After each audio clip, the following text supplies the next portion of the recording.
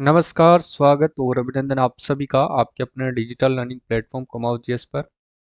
आज अपन बात करेंगे मित्रों क्लास संस्कृति के 6 टॉपिक्स के बारे में। जो 6 के 6 टॉपिक्स कक्षा 10 की बुक का जो है निचोड़ आपके रहने वाला है। प्रत्येक लाइन से मैंने आपके लिए प्रश्न क्रिएट किए हैं जो आपका कोई सा भी एग्जाम हो, ठीक है, उसके लिए रामबाण साबित होगा। ध्यान रख लेना, उससे पहले आप लोग अगर PYQ टेस्ट सीरीज आपने ज्वाइन नहीं की है फ्री वाली तो आप लोग ज्वाइन करिएगा, ठीक है। बिल्कुल फ्री है, आप इसको ऐप में जाकर के ज्वाइन कर सकते हैं। 90% प्रश्न आपको यहाँ से हूबहू मिलते हैं, ठीक है। सभी टेस्ट निःशुल्क है, टॉपिक वाइज टेस्ट आपको दे रखा है। 18 से 25 तक के प्रश्न इसके अंदर कवर किए गए हैं, ठीक है। इसमें आपको क्लास संस्कृति वाली टेस्ट सीरीज मिल जाएगी और राजस्थान का भूगोल आपको टेस्ट सीरीज मिल जाएगी, है ना। ये ध्यान रखना है। तो ये PYQ टेस्ट सीरीज है, बिल्कुल फ्री ऑफ कॉस्ट है। आप जितनी मर्जी चाहे उतनी बार आप इन टेस्टों को अटेम्प्ट कर सकते हैं और ये आपके एग्जाम के अंदर ध्यान रखना साथियों बेहद रामबाण आपकी साबित होगी, क्योंकि इसके बाहर जो है आपका प्रश्न नहीं जाएगा। ये जो आपकी क्लासेस चल रही हैं और PYQ टेस्ट सीरीज के बारे में सबसे पहले अपन देखेंगे साथियों राजस्थान के प्रमुख त्योहार, है ना। सबसे पहले क्या देखेंगे, राजस्थान के प्रमुख त्योहार। उसके बाद फिर अपन एक एक करके पूरे टॉपिक्स की तरफ बढ़ेंगे, ठीक है। इसका आंसर देखते हैं कौन दे पाता है। फटाफट से आंसर दो इसका और क्लास को फटाफट से लाइक कर दो साथियों, ताकि सभी साथी जो है वो अपने साथ जुड़ सके, है ना। बताओ देखिए इसका सही आंसर क्या होगा, कौन देगा सबसे पहले इसका आंसर। गणगौर का त्योहार कब से कब तक चलता है, बताओ देखिए, यानी कि कब से कब तक जो है ये मनाया जाता है गणगौर का त्योहार। बताओ कौन देगा इसका सही आंसर। चैत्र कृष्णा प्रतिपदा चैत्र शुक्ल तृतीया तक, बताओ देखें।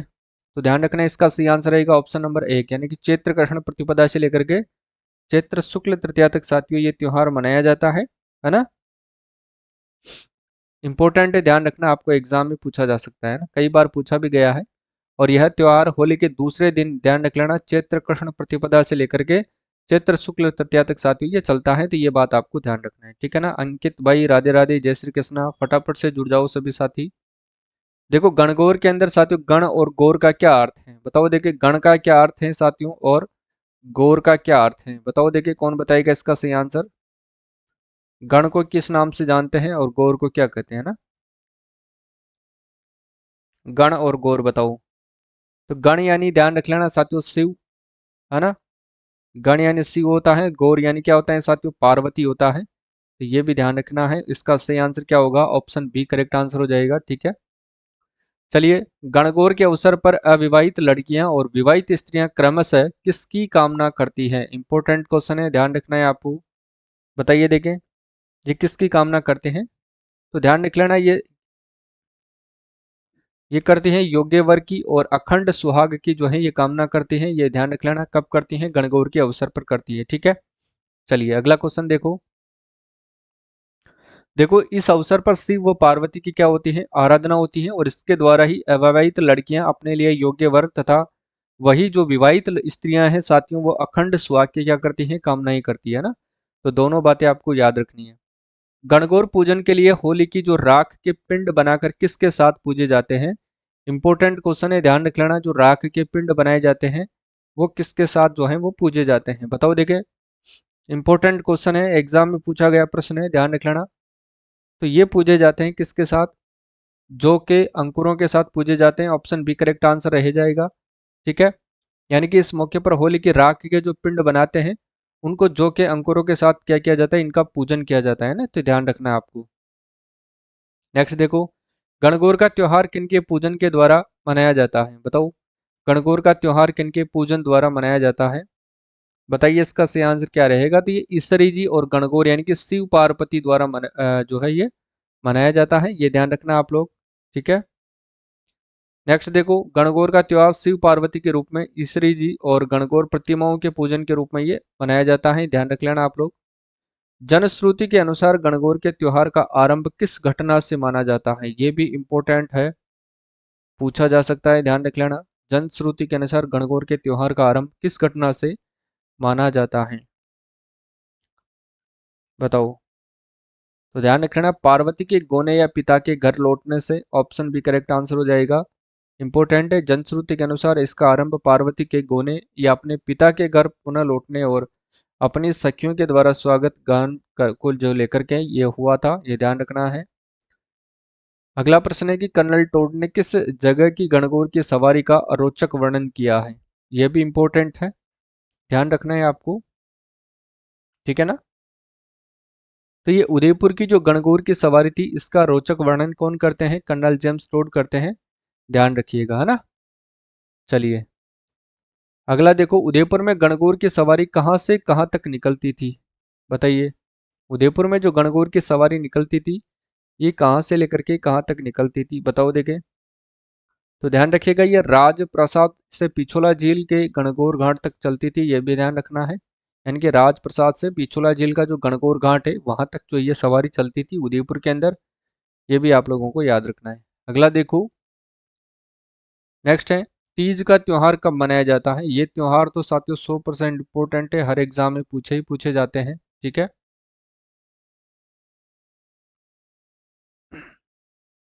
कामाक्षी राठौड़, बिल्कुल भाई, आपको भी राधे राधे, और आपको भी जय श्री कृष्णा, जय श्री राम, जय श्री श्याम, जो भी आप माने, ठीक है।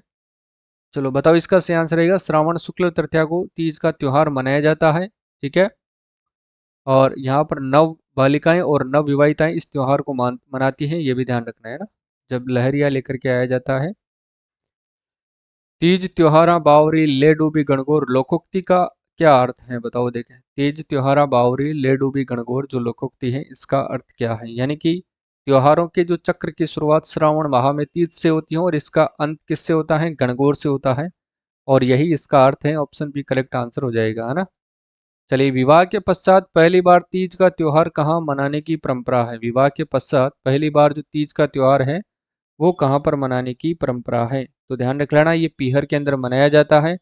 और जो नवविवाहिता दुल्हन रहती हैं, वो श्रावण श्रावण के अंदर अपने कहाँ पर रहती हैं साथियों, ये पीहर के अंदर रहती हैं, यानी कि ससुराल से पीहर आती हैं और 1 माह तक जो है ये अपने पीहर के अंदर रहती हैं, ठीक है, ध्यान रखना।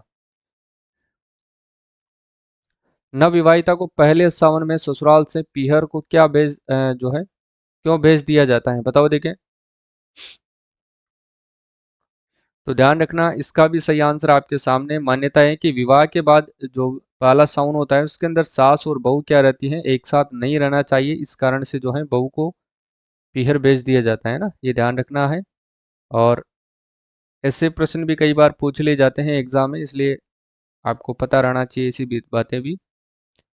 चलिए, राजस्थान में तीज का त्योहार कहाँ का सर्वाधिक प्रसिद्ध है। तो तीज का त्योहार जो है सर्वाधिक कहाँ का प्रसिद्ध है, तो ध्यान रखना साथियों, ये जयपुर का प्रसिद्ध है। ऑप्शन सी करेक्ट आंसर रहेगा, यानी कि गुलाबी नगर का, ठीक है। नेक्स्ट देखो, तीज के त्योहार के आसपास खेतों में किन फसलों की बुवाई शुरू होती है। ये प्रश्न भी आपसे पूछा जा सकता है, इसलिए ध्यान रखना है, ठीक है। तो मोठ, बाजरा और फली की बुआई होती है। तीज से एक दिन पूर्व स्त्रियां क्या करती हैं। तो हाथ पांव में मेहंदी लगाती हैं। ये तो कोई ऐसे कोई प्रश्न नहीं है, इतने ठीक ठाक प्रश्न नहीं है ये, ठीक है। बाकी फिर भी, बूंदी की कजली तीज कब मनाई जाती है, बताओ देखिए। बूंदी की जो कजली तीज है, वो कब मनाई जाती है, बताइए फटाफट से। बूंदी की जो कजली तीज है, ये मनाई जाती है साथियों भाद्रपद कृष्ण तृतीया को मनाई जाती है, ठीक है ना।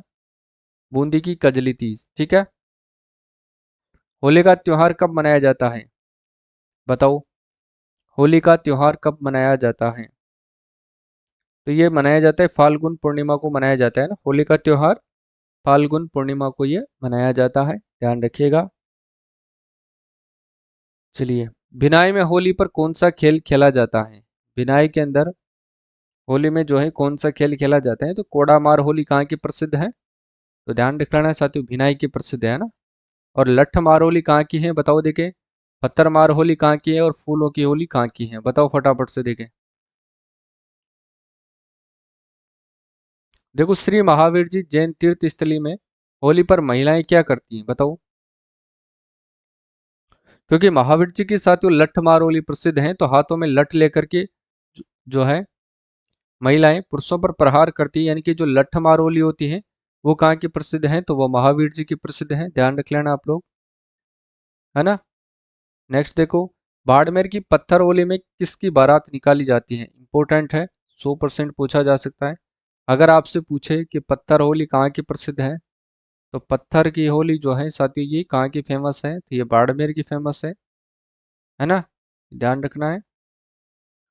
और बताओ देखिए इसके अंदर किसकी सवारी जो है ये निकालते हैं, तो इलोजी की सवारी इसके अंदर निकाली जाती है, ये भी आपको ध्यान रखना है। इसके बाद देखिएगा शेखावाटी क्षेत्र में होली के अवसर पर कौन सा जो नृत्य है वो किया जाता है। शेखावाटी क्षेत्र में जो है होली के अवसर पर कौन सा नृत्य किया जाता है, तो ध्यान दिखलाना, गीदड़ नृत्य किया जाता है, ऑप्शन बी सही आंसर रहेगा, है ना। चलिए, मेवाड़ और दक्षिणी राजस्थान में आदिवासी जो लोग हैं होली पर कौन सा खेल खेलते हैं, बताइए। मेवाड़ और दक्षिणी राजस्थान में आदिवासी लोग होली पर कौन सा खेल खेलते हैं, तो ध्यान रखिएगा भगोरिया खेल ये खेलते हैं, ऑप्शन ए करेक्ट हो जाएगा। देखो अगला, देखो जयपुर में होली के अवसर पर जन्म मरण और परण के कार्यक्रम में क्या दिखाया जाता है। जयपुर में होली के अवसर पर जन्म मरण और परण की कार्यक्रम में क्या दिखाया जाता है, बताओ देखें। तो ध्यान रख लेना, बाप की अर्थी और बेटी की बारात तथा पुत्र का जो जन्म है वो इसके अंदर दिखाया जाता है, इंपॉर्टेंट है, पूछा जा सकता है, ठीक है। इस कार्यक्रम में बाप की अर्थी, और ये तो कोई दिक्कत नहीं है।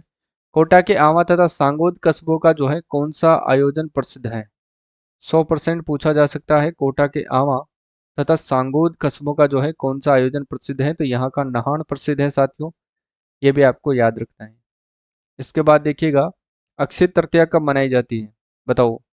अक्षय तृतीया कब मनाई जाती है, तो अक्षय तृतीया ध्यान रख लेना साथियों, ये बैसाख शुक्ला तृतीया को मनाई जाती है, ऑप्शन ए करेक्ट हो जाएगा।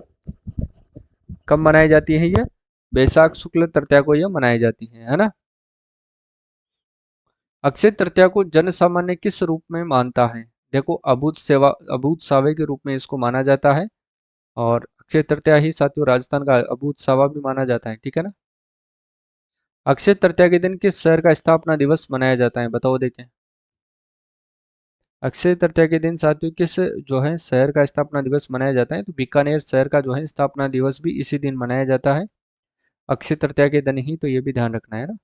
देखो पर्युषण पर्व किस संप्रदाय का सबसे पवित्र और महत्वपूर्ण उत्सव है, और यह कब मनाया जाता है, बताओ।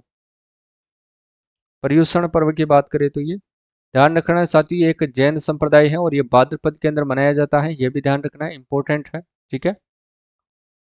पर्युषण पर्व का अंतिम दिन क्या कहलाता है, बताइए फटाफट से। तो पर्युषण का जो अंतिम दिन है ये क्या कहलाता है, तो ये कहलाता है संवत्सरी कहलाता है साथियों ने, क्या कहलाता है ये, संवत्सरी कहलाता है, ठीक है। चलो, देखो ईद उल जुहा यानी कि बकरा ईद कब और किसकी याद के अंदर मनाया जाता है, इंपॉर्टेंट है, एग्जाम में कई बार पूछ लिया जाता है इस प्रश्न को। तो ध्यान रखना, जिलहिज की 10वीं तारीख को इब्राहिम द्वारा पुत्र इस्माइल की कुर्बानी की याद के अंदर जो है ईद उल जुहा यानी कि बकरा ईद मनाई जाती है, तो ये ध्यान रखना है, ठीक है। देखो सबे रात का त्योहार किस लिए मनाया जाता है, सबे रात का जो त्योहार है साथियों ये कर्मों की जांच और भाग्य निर्धारण के लिए मनाया जाता है, इसका भी सही आंसर होगा, ऑप्शन नंबर एक करेक्ट आंसर हो जाएगा, ठीक है। यानी कि ऐसा माना जाता है कि उस दिन सभी मानवों के कर्मों की जांच होकर के उन्हें कर्मों के अनुसार साथियों उनके भाग्य का निर्धारण किया जाता है, तो इंपॉर्टेंट क्वेश्चन है, ध्यान रख लेना आप लोग, क्लियर है भाई, है ना। चलिए नेक्स्ट क्वेश्चन देखिएगा, यानी कि बारह वफात का त्योहार किसकी स्मृति में मनाया जाता है, बारह वफात का जो त्योहार है साथियों ये किसकी स्मृति में मनाए जाते हैं, तो ध्यान रख लेना साथियों मोहम्मद साहब के पवित्र जन्म और मरण की स्मृति के अंदर ये मनाया जाता है, ये भी आपको ध्यान रखना है, ठीक है। और इसी के साथ अपने त्योहार खत्म होते हैं और अपन चलते हैं साथियों राजस्थान के प्रमुख मेलों की ओर, जितने भी मेले राजस्थान में लगते हैं उन सभी की अपन चर्चा करते हैं जो आपके एग्जाम की दृष्टि से भी महत्वपूर्ण है, ठीक है। चलिए, देखो भाई मेलों का अर्थ क्या अर्थ है, तो मेलों का अर्थ है कि एक स्थान विशेष पर जन समूह का मिलना और उत्सवों का मनाना, ठीक है, ऑप्शन बी इसका सही आंसर हो जाएगा, ये ध्यान रखना है आपको, क्लियर है। देखो पुष्कर जी का मेला कहाँ पर पड़ता है, तो पुष्कर का मेला पुष्कर अजमेर के अंदर पड़ता है, ऑप्शन ए करेक्ट आंसर हो जाएगा, ठीक है। अन्नकूट का मेला कहाँ पड़ता है, अन्नकूट तो सभी को पता होगा भाई, अन्नकूट कहाँ पर पड़ता है, तो अन्नकूट ध्यान रख लेना नाथ द्वारा के अंदर पड़ता है, ठीक है, ऑप्शन ए करेक्ट रह जाएगा। सवाई माधोपुर के सिवाड़ क्षेत्र में कौन सा मेला पड़ता है, तो सवाई माधोपुर के सिवाड़ क्षेत्र में ध्यान रखना शिवरात्रि का मेला पड़ता है, ऑप्शन बी करेक्ट आंसर रहेगा, ठीक है, याद कर लेना सभी। आदिवासियों के मेलों का प्रतिनिधित्व कौन से मेले करते हैं, आदिवासियों के मेलों का प्रतिनिधित्व साथियों बताओ। कौन से मेले करते हैं? बताइए देखिए। बेणेश्वर मेला और सीताबाड़ी मेला, ठीक है ना, ध्यान रखना, ऑप्शन बी करेक्ट हो जाएगा। यानी कि डूंगरपुर का तो बेणेश्वर मेला है, जबकि बारह जिले की साबा तहसील का शहरियों का सीताबाड़ी जो मेला है ये आदिवासियों के मेलों का प्रतिनिधित्व करते हैं। ध्यान आपको रखना है, ठीक है, इंपॉर्टेंट है, पूछा जा सकता है। परबतसर नागौर में साथियों किसका मेला बढ़ता है? परबतसर नागौर में साथियों किसका बढ़ता है? तेजा जी का मेला लगता है, तो ध्यान रखिएगा, ठीक है। पोखरण के रूणीचा में किसका मेला बढ़ता है? पोखरण जैसलमेर के अंदर साथियों, पोखरण जैसलमेर के अंदर साथियों किनका मेला लगता है? बताओ फटाफट से। तो इसके अंदर बाबा रामदेव जी का मेला लगता है, ध्यान रखिएगा, ठीक है। दधिमती माता का मेला कहाँ पर बढ़ता है? तो दधिमती माता का मेला लगता है गोट मांगलोद नागौर के अंदर, ऑप्शन ए करेक्ट आंसर हो जाएगा, ठीक है। चलिए, भरतरी का मेला कहाँ पड़ता है बताओ साथियों? तो भरतरी का मेला कहाँ पर पड़ेगा? तो ये अलवर के पास पड़ता है, ऑप्शन बी करेक्ट हो जाएगा, ठीक है। और कोलूमंड में किसका मेला पड़ता है? कोलूगढ़ भी कहते हैं और इसको अपन वैसे कोलूमंड भी कहते हैं, ठीक है। तो इन पर यहाँ जो साथियों किसका मेला लगता है कोलूमंड के अंदर? बताओ फटाफट से। तो पाबू जी का मेला, ऊँटों के देवता, इनका मेला यहाँ पर लगता है ना। चलिए, पुष्कर का मेला कब बढ़ता है? तो पुष्कर का मेला सभी को पता होना चाहिए, कार्तिक पूर्णिमा को लगता है, ठीक है। यानी कि पुष्कर में लगने वाला कार्तिक माह की पूर्णिमा का मेला अपनी विशालता के कारण अनुपम माना जाता है। देखो, पूरे भारत में ब्रह्मा जी का एकमात्र ऐसा मंदिर कहाँ है जहां उनकी विधिवत पूजा होती है? तो ये कहाँ पर है साथियों? तो ये पुष्कर अजमेर के अंदर है, ठीक है ना। कहाँ पर है मित्रों? ये पुष्कर अजमेर के अंदर है, ठीक है ना। पौराणिक कथाओं के अनुसार ब्रह्मा जी ने पुष्कर के अंदर राक्षस का संहार किससे किया था? बताओ, सुदर्शन चक्र से किया था, या फिर साथियों कमल के फूल से, त्रिशूल से, या फिर वज्र से? बताओ देखें। इन्होंने किया था कमल के फूल से, किसका? राक्षस का संहार किया था, याद कर लेना। पुष्कर में कार्तिक माह में किसकी परंपरा साथियों अत्यंत महत्वपूर्ण और पौराणिक है?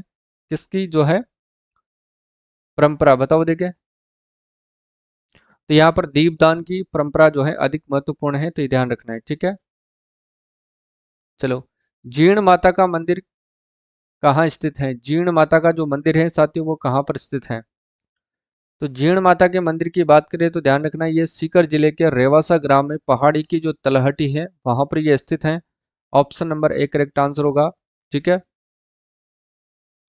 अगला प्रश्न है कि जीर्ण माता मंदिर में अखंड रूप से प्रज्वलित घी और तेल के दीपक जो है, दो दीपक की व्यवस्था किसने शुरू की थी? ये भी बताना है आपको।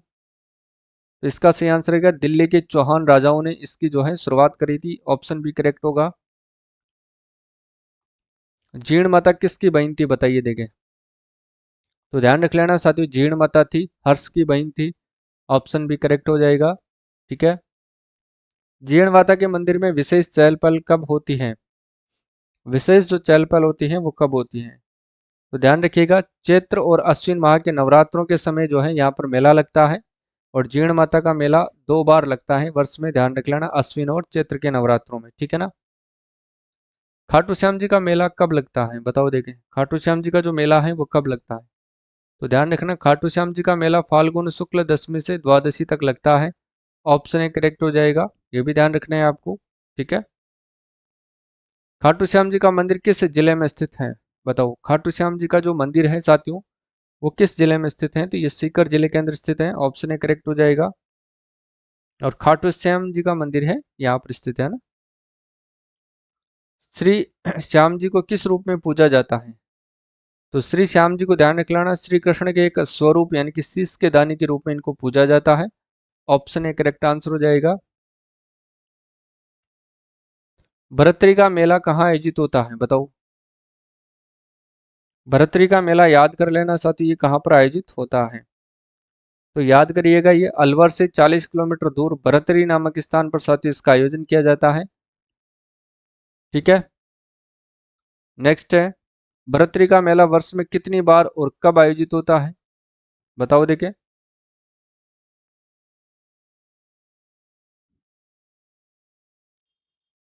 तो ध्यान रख लेना साथियों, ये दो बार आयोजित होता है, बैसाख और भाद्रपद के अंदर, है ना। चलो, यानी कि वर्ष में दो बार बैसाख और भाद्रपद में लक्खी मेला आयोजित होता है, जो भरतरी मेला है, ठीक है। भर्तृ का मेला किस संप्रदाय के साधुओं का लघु कुंभ माना जाता है? 100% रामबाण है। ध्यान रख लेना, एग्जाम में आपसे पूछा जा सकता है। इसका सही आंसर रहेगा कनफटे बाबाओं का, यानी कि नाथ संप्रदाय का जो है ये प्रमुख मेला है, यानी कि उनका जो है लघु कुंभ भी ये माना जाता है। ठीक है, चलो। राजा भरतरी ने संन्यास क्यों लिया था? तो राजा भरतरी ने संन्यास लिया था कि उनकी रानी पिंगला से विरक्ति के कारण इन्होंने संन्यास ले लिया था। यह भी ध्यान रखना है कि उनकी जो पत्नी थी रानी पिंगला अत्यंत सुंदर थी, और किन्हीं कारणों से राजा ने के मन में जो है विरक्ति आने पर उन्होंने अपना राजपाट त्याग करके क्या किया था, उन्होंने संन्यास ले लिया था ना। डिग्गी कल्याण का जो मेला है वो कब लगता है बताओ? डिग्गी कल्याण जी का मेला जो है साथियों कब लगता है? तो ध्यान रखना, ये श्रावण माह की अमावस्या को लगता है। ये भी ध्यान रखना है आपको, ऑप्शन ए करेक्ट हो जाएगा। ठीक है, चलो। डिग्गीपुरी में किसकी पूजा होती है? तो डिग्गीपुरी में भगवान विष्णु के स्वरूप राजा कल्याण जी की पूजा होती है। ऑप्शन ए करेक्ट आंसर हो जाएगा। ठीक है, श्री महावीर जी का मेला कब बढ़ता है बताइए? श्री महावीर जी का मेला जो है ये कब बढ़ता है? तो ध्यान रखना, चैत्र शुक्ला त्रयोदशी से बैसाख कृष्णा प्रतिपदा तक जो है इनका मेला लगता है, श्री महावीर जी का मेला। ठीक है, ये ध्यान रखना है आपको। देखो, श्री महावीर जी में महावीर स्वामी की स्मृति में प्रतिवर्ष चैत्र शुक्ला त्रयोदशी से बैसाख कृष्णा प्रतिपदा तक जो है लक्खी मेला बढ़ता है, तो ये भी ध्यान आपको रखना है। ठीक है, चलो। जैनों का सबसे बड़ा मेला कौन सा है? जैन जो होते हैं इनका सबसे बड़ा मेला है श्री महावीर जी का मेला। कौन सा मेला है साथियों? श्री महावीर जी का मेला इनका सबसे बड़ा मेला है। ठीक है, चलिए। श्री महावीर जी के मेले के शुभारंभ पर रथ यात्रा से पूर्व रथ को हाथ लगवाना किसकी पहली परंपरा है? बताओ देखें। तो ये ध्यान रखना कि रूपादास चरमकार के वंशजों का ये पहली परंपरा है, यह भी आपको याद कर लेना है। ठीक है, करणी माता का मंदिर कहाँ पर स्थित है? तो करणी माता का मंदिर ध्यान रखना साथियों, ये कहाँ पर है? बीकानेर जिले की नोखा तहसील के देशनोक के अंदर स्थित है। ऑप्शन ए करेक्ट हो जाएगा। ठीक है, करणी माता का मंदिर किस नाम से विख्यात है?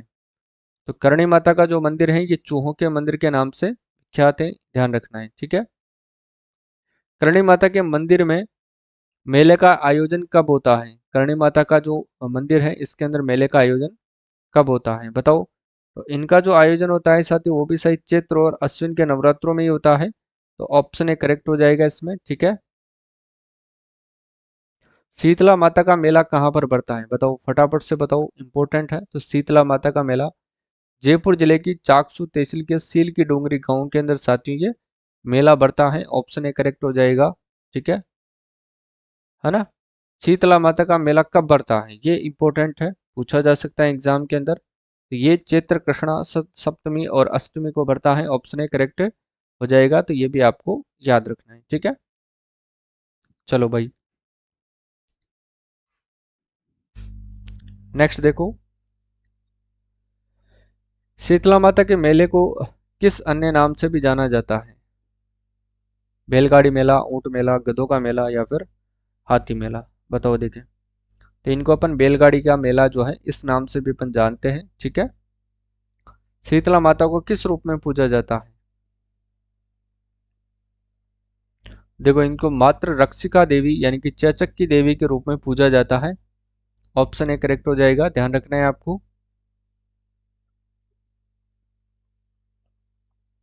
शीतला माता मात्र रक्षिका देवी के रूप में पूजित हैं। ऐसी मान्यता है कि माता की रुष्टता के कारण ही चेचक का क्या हुआ था, प्रकोप होता है। ये ध्यान रखना है। ठीक है, केला देवी का मंदिर कहाँ पर स्थित है? ध्यान रखना साथियों, केला देवी का जो मंदिर है ये कहाँ स्थित है? तो करौली जिले में त्रिकूट पर्वत की घाटी के अंदर स्थित है। ऑप्शन ए करेक्ट हो जाएगा। ठीक है, अगला है, केला देवी के मंदिर के सामने किस लोक देवता का मंदिर है जिन्हें स्थानीय लोग लांगुरिया कहते हैं? बताइए, यहाँ पर किसका मंदिर स्थित है? हनुमान जी का मंदिर है जिसे लोग किस नाम से जानते हैं? लांगुरिया, और लांगुरिया के गीत भी यहाँ पर गाए जाते हैं। ठीक है ना। कपिल मुनि का मेला कहाँ पर पड़ता है? तो कपिल मुनि जी का मेला लगता है साथियों कहाँ पर? बीकानेर जिले के कोलायत के अंदर साथियों कपिल मुनि का मेला लगता है, तो ये भी आपको याद रखना है। ठीक है, कपिल मुनि का मेला कब पड़ता है? तो कपिल मुनि जी का जो मेला है साथी, ये भी कब पड़ता है? कार्तिक पूर्णिमा को ही पड़ता है। ऑप्शन ए करेक्ट हो जाएगा। ठीक है, सूफी संत ख्वाजा मोइनुद्दीन चिश्ती किस वर्ष साथियों ईरान से भारत आए थे? लगा लो 100% रामबाण प्रश्न है साथियों, ध्यान रख लेना आप लोग। ठीक है, बताइए फटाफट से। तो 1192 ईस्वी के अंदर सूफी संत ख्वाजा मोइनुद्दीन चिश्ती जो है ईरान से भारत आए थे। और अगला क्वेश्चन देखिएगा, ख्वाजा मोइनुद्दीन चिश्ती को अन्य किस नाम से जाना जाता है? बताइए, अन्य नाम क्या है इनका? अन्य नाम है गरीब नवाज के नाम से इनको जाना जाता है। ऑप्शन भी एकदम सही आंसर है। ठीक है, गरीब नवाज के नाम से जाने जाने वाला ख्वाजा साहब ने अपना संपूर्ण जीवन मानवता की सेवा में क्या कर दिया था? समर्पित कर दिया था। ये भी ध्यान रखना है। देखो, इस्लामिक कैलेंडर के अनुसार अजमेर में ख्वाजा साहब का उर्स कब मनाया जाता है? इस्लामिक कैलेंडर के अनुसार देखना है अपने को, है ना। तो इसमें रजब माह की पहली छठी तारीख तक जो है ये मनाया जाता है। ठीक है,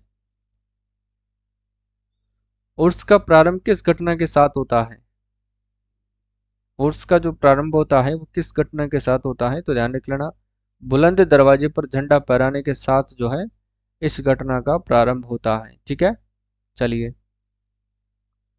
नेक्स्ट देखो, ख्वाजा साहब के उर्स के दौरान कुल की जो रस्म है वो किस तारीख को अदा की जाती है? ख्वाजा साहब की उर्स के दौरान कुल की जो रस्म है वो किस तारीख को जो है अदा की जाती है? बताइए। तो ये ध्यान रखना, रजब की छठी तारीख को जो है ये अदा की जाती है। ऑप्शन भी करेक्ट आंसर होगा। ठीक है, दरगाह में स्थित बड़ी देग और छोटी देग क्रमशः किन मुगल बादशाहों के द्वारा भेंट की गई थी? छोटी देग और बड़ी देग। तो ध्यान रख लेना, बड़ी देग अकबर के द्वारा और छोटी देग जहांगीर के द्वारा भेंट की गई थी। ठीक है,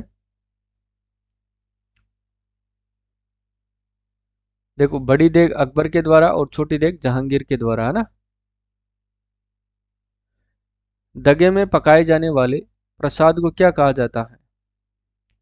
सॉरी, देग में पकाए जाने वाले जो प्रसाद होते हैं उनको तबरुक कहते हैं। उनको क्या कहते हैं साथियों? तबरुक कहते हैं ना। देग के अंदर जो है साथियों चावल पका करके तबरुक यानी कि प्रसाद बांटा जाता है, ये भी ध्यान रखना है।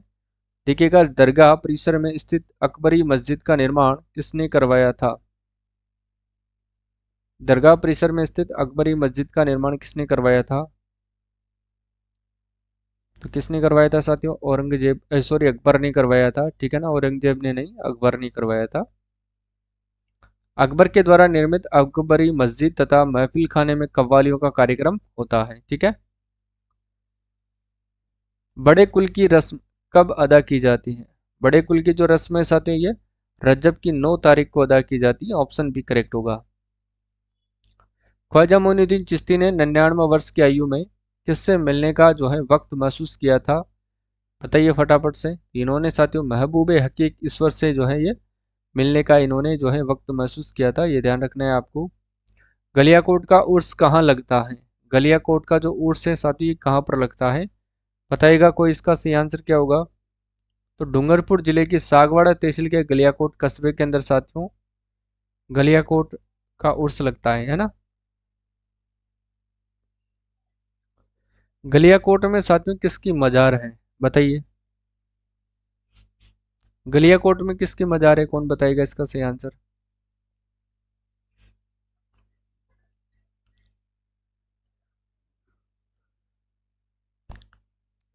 संत सैयद फखरुद्दीन की, है ना। किसकी मजार है? संत सैयद फखरुद्दीन की। ठीक है,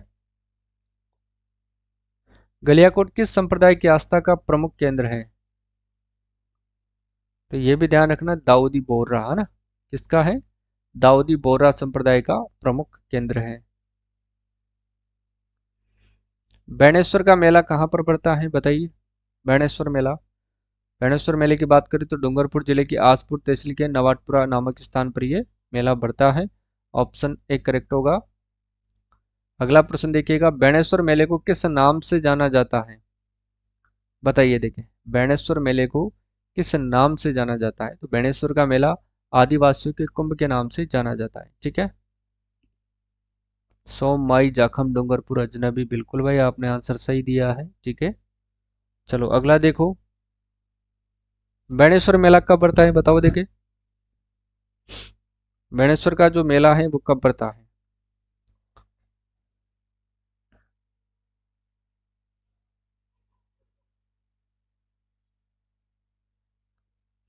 माघ पूर्णिमा को, बिल्कुल माघ पूर्णिमा यानी कि शिवरात्रि के अवसर पर यह पड़ता है। ऑप्शन ए करेक्ट हो जाएगा। ठीक है। बेणेश्वर धाम में स्थित शिवलिंग की क्या विशेषता है, बताइए। विशेषता क्या है? यह स्वयंभू है और 5 स्थानों पर से यह खंडित है, यह भी ध्यान रखना है। ठीक है। चलिए, बिल्कुल टेस्ट सीरीज बिल्कुल फ्री है ऐप के अंदर, है ना।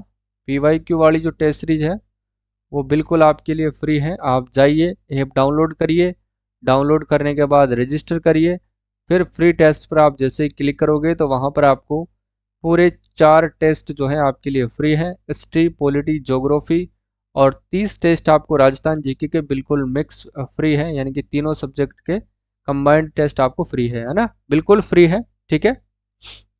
फ्री ऑफ कॉस्ट है, एक पैसा आपसे चार्ज नहीं लिया जाएगा ना। यह स्वयंभू शिवलिंग 5 स्थानों पर से खंडित है और यह आश्चर्यजनक।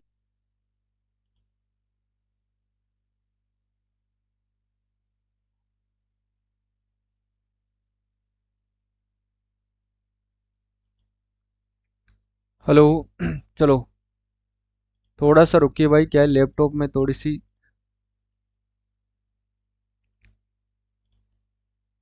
टेक्निकल इश्यू आ गया था, इस कारण से क्लास अटक गई थी। ठीक है। तो थोड़ा सा देर ये बनाए रखे, जल्द ही जो अपनी क्लास है वो वापस से स्टार्ट हो जाएगी।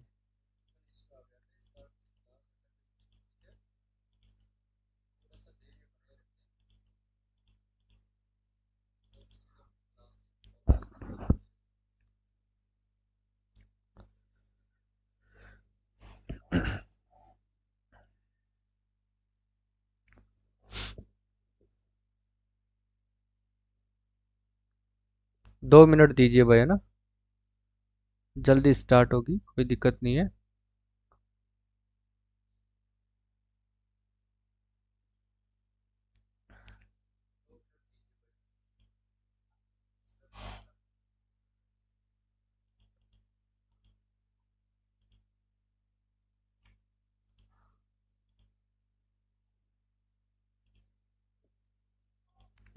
पता नहीं आज लैपटॉप में मेरे समझ में नहीं आ रहा क्या हो गया।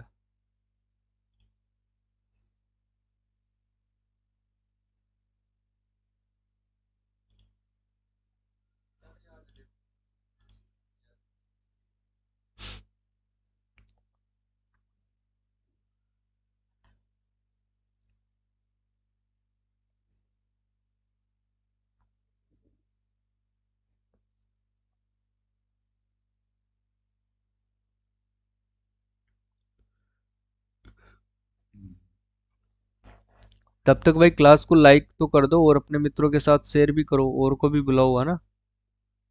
अकेले अकेले क्लास नहीं देखते, हाँ, सभी को क्लास दिखाओ भाई।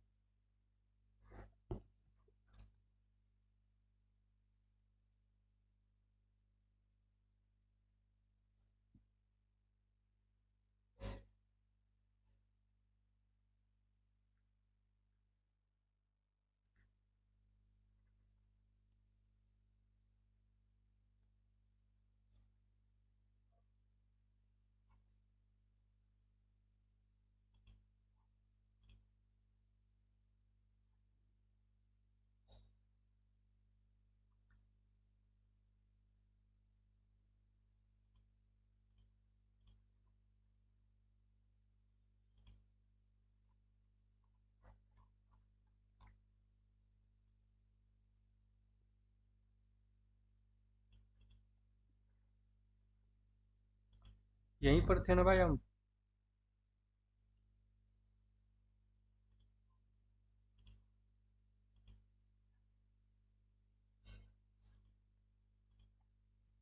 चलो बताओ,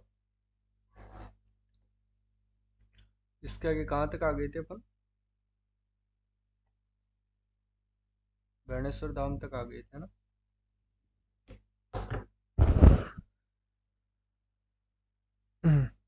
ठीक है, यहाँ तक अपनी क्लास अटक गई थी। अब शुरू करते हैं यहाँ से अपन। ठीक है,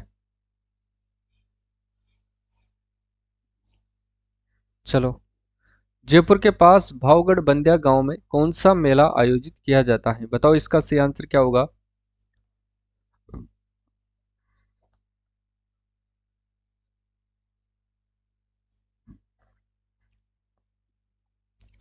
खलकणी माता यानी कि गदर्भ मेला यहाँ पर आयोजित किया जाता है। ऑप्शन ए करेक्ट हो जाएगा, है ना। इसके बाद देखो,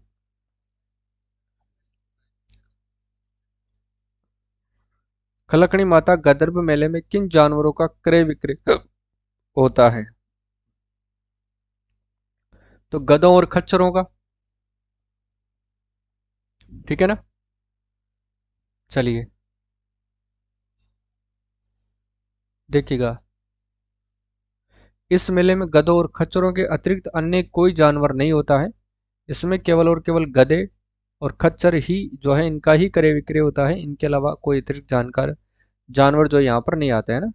देखो, खलकणी माता गदर मेले की शुरुआत किसने और क्यों की थी? बताओ देखिए, खलकणी माता का जो मेला है, इस मेले की शुरुआत जो है किसने करी थी और क्यों की थी?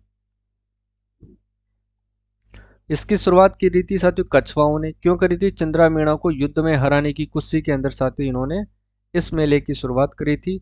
ये भी आपको ध्यान रखना है। ठीक है, कहा जाता है कि मेले की शुरुआत 500 वर्ष पहले कछवाओं ने चंद्रा मीणा को युद्ध में हराने की खुशी के अंदर साथियों इस मेले की शुरुआत इन्होंने करी थी। ठीक है, अब बात आती है साथियों किसकी? लोक देवताओं की।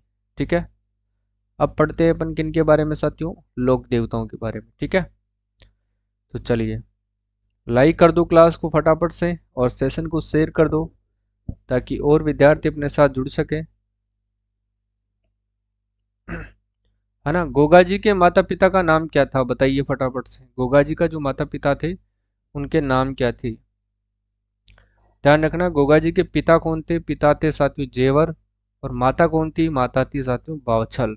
ठीक है ना। तो ध्यान रखना, ये ऑप्शन ए करेक्ट हो जाएगा। ठीक है, नेक्स्ट देखो, गोगा जी को किनके समकालीन माना जाता था? गोगा जी को किनके समकालीन माना जाता था? तो ध्यान रख लेना साथियों, गोगा जी जो थे ये गोरखनाथ और महमूद गजनवी के समकालीन इनको माना जाता था। ऑप्शन ए करेक्ट आंसर हो जाएगा। ठीक है, गोगा जी का अपने किन मौसेरे भाइयों के साथ साथियों संपत्ति का विवाद हुआ और पर बाद में युद्ध भी हुआ था? तो वो कौन थे? वो थे साथियों अर्जन और सर्जन के साथ साथियों इनका क्या हुआ था? विवाद हुआ था। और ये क्या थे? इनके मौसेरे भाई थे। तो ध्यान रखना आपको, गोगा जी अपने मौसेरे भाइयों अर्जन और सर्जन के साथ संपत्ति का विवाद चल रहा था। इसमें अर्जन और सर्जन के साथ गोगा जी भी जो है वीर गति को प्राप्त हुए थे। ध्यान रखिएगा, गोगा जी का जन्म स्थल क्या कहलाता है? तो गोगा जी का जो जन्म स्थल है वो कहलाता है शीर्ष मेढ़ी। ठीक है ना। क्या कहलाता है साथियों? शीर्ष मेढ़ी यानी कि ददरेवा चूरू, याद कर लेना आप लोग, है ना। गोगा जी का समाधि स्थल क्या है कहलाता है? गोगा जी का जो समाधि स्थल है वो कहलाता है साथियों धुरमेड़ी यानी कि गोगा मेड़ी भी इसको कहते हैं। ठीक है ना, धुरमेड़ी यानी कि गोगा मेड़ी। ऑप्शन ए करेक्ट आंसर हो जाएगा। और जन्म स्थल क्या कहलाता है? शीर्ष मेड़ी कहलाता है ना। जन्म स्थल क्या कहलाएगा साथियों? शीर्ष मेड़ी कहलाएगा। ठीक है, देखो भाई, इनका जो समाधि स्थल है दुर्मेड़ी कहलाता है। यानी कि गोगा जी की स्मृति में गोगा मेड़ी हनुमानगढ़ के अंदर क्या बढ़ता है? मेला बढ़ता है। ठीक है, ध्यान रखना है आपको। गोगा जी का मेला गोगा नवमी को कब मनाया जाता है? बताइए, गोगा जी का जो मेला है गोगा नवमी को कब मनाया जाता है? कौन देगा इसका सही आंसर? बताओ देखे, भाद्रपद कृष्ण नवमी या फिर साथियों भाद्रपद शुक्ल नवमी? बताओ देखे। तो ध्यान रख लेना, भाद्रपद कृष्ण नवमी को ये मनाया जाता है। ऑप्शन ए करेक्ट आंसर रहेगा। ठीक है, ठीक है भाई, चलिए। गोगामेड़ी हनुमानगढ़ एवं समस्त राजस्थान में भाद्रपद कृष्ण नवमी को गोगा नवमी के रूप में ये मनाई जाती है। क्लियर है, ये ध्यान रखना है आपको। इसके बाद देखो, गोगा जी का जो पूजा स्थल है यानी कि थान प्राय किस वृक्ष के नीचे होता है? गोगा जी का पूजा स्थल थान प्राय किस वृक्ष के नीचे होता है? तो ध्यान रख लेना, ये खेजड़ी के वृक्ष के नीचे होता है, ये भी ध्यान रखना है आपको। और इनका पत्थर पर उत्कीर्ण सर्प मूर्ति युक्त पूजा स्थल प्राय गांव में खेजड़ी के वृक्ष के नीचे होता है, ये ध्यान रखिएगा, ठीक है। मुस्लिम समाज गोगा जी की पूजा किस रूप में करता है? मुस्लिम समाज जो है गोगा जी की पूजा साथियों किस रूप के अंदर करता है? गोगापुर के रूप में, नागराज के रूप में, रामसा पीर के रूप में, जहर पीर के रूप में?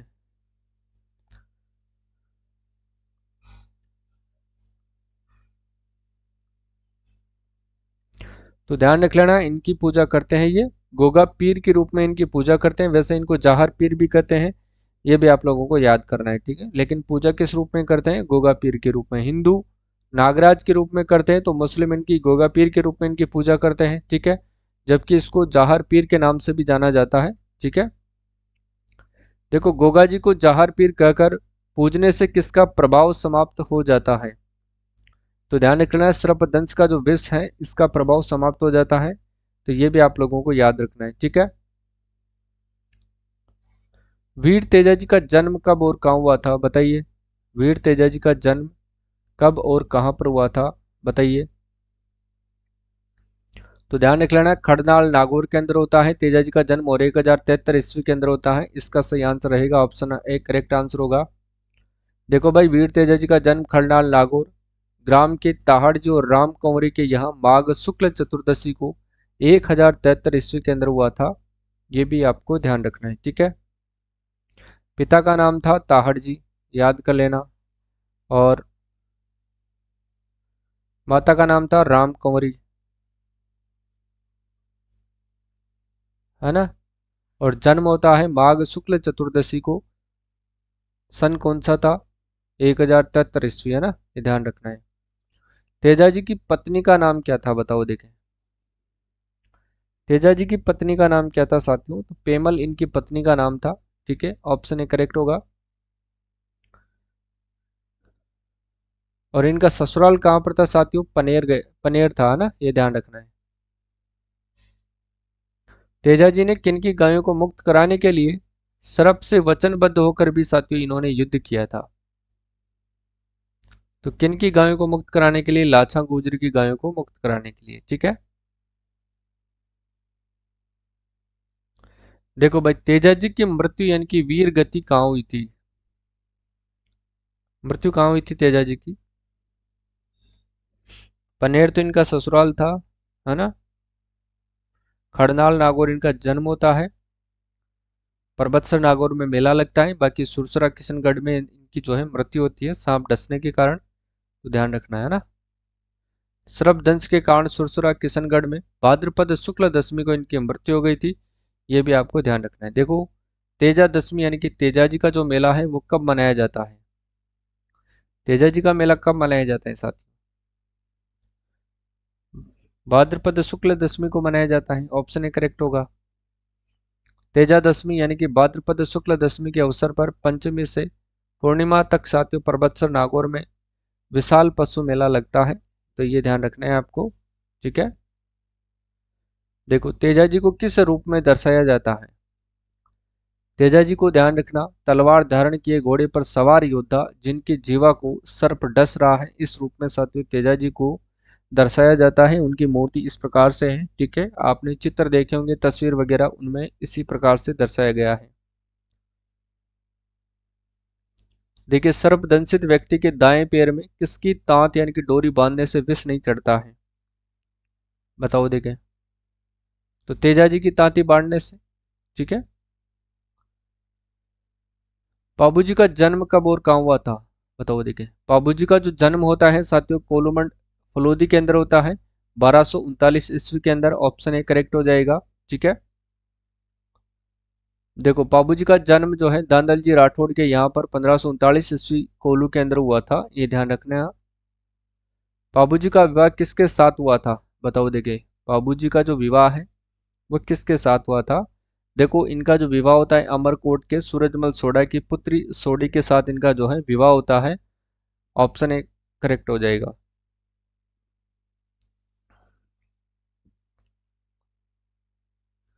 बनवारी भाई गुड इवनिंग। बाबूजी ने किसकी गायों को छुड़ाने के लिए अपने विवाह के फेरे बीच में छोड़ दिए थे? बताओ किन की गायों को छुड़ाने के लिए अपने विवाह के फेरे भी इन्होंने बीच में छोड़ दिए थे? देवल चारणी की गायें, बिल्कुल सही आंसर है, ऑप्शन ए करेक्ट हो जाएगा। देखो देवल ने बाबूजी से गायों को छुड़ाने की प्रार्थना की और वे देवल चारणी की केसर कालमी, घोड़ी का नाम क्या था इनकी का? केसर कालमी पर सवार होकर के गायों की रक्षार्थ रवाना हुए थे। कई बार आपसे घोड़ी का नाम भी पूछ लिया जाता है, तो बाबूजी की जो घोड़ी थी इसका नाम था साथियों केसर कालमी। क्या था? केसर कालमी साथियों इसकी घोड़ी का नाम था। ठीक है। बाबूजी का मुख्य पूजा स्थल कौन सा कहाँ पर है? मुख्य पूजा स्थल भी साथियों कोलू फलोदी फलोदी के अंदर ही है, कोलूमंड गांव फलोदी में। बाबूजी को किसका अवतार माना जाता है? तो बाबूजी को लक्ष्मण जी का अवतार माना जाता है। ठीक है। मारवाड़ में सर्वप्रथम ऊंट लाने का श्रेय किसे दिया जाता है? तो मारवाड़ में सर्वप्रथम ऊंट लाने का श्रेय भी किनको दिया जाता है? ये भी बाबूजी को ही दिया जाता है। ठीक है। ऊंटों के स्वस्थ होने पर भोपियों के द्वारा किसकी फट गाई जाती है? तो ऊंटों के देवता भी किसको कहते हैं? बाबूजी को कहते हैं। और बाबूजी की फट भी बांची जाती है किसके द्वारा? भोपियों के द्वारा ऊंटों के स्वस्थ होने पर, है ना। तो ऊंटों के देवता किसको कहते हैं? ऊंटों के देवता, तो ये भी कहते हैं साथियों किसको? बाबूजी को ही कहा जाता है। ठीक है।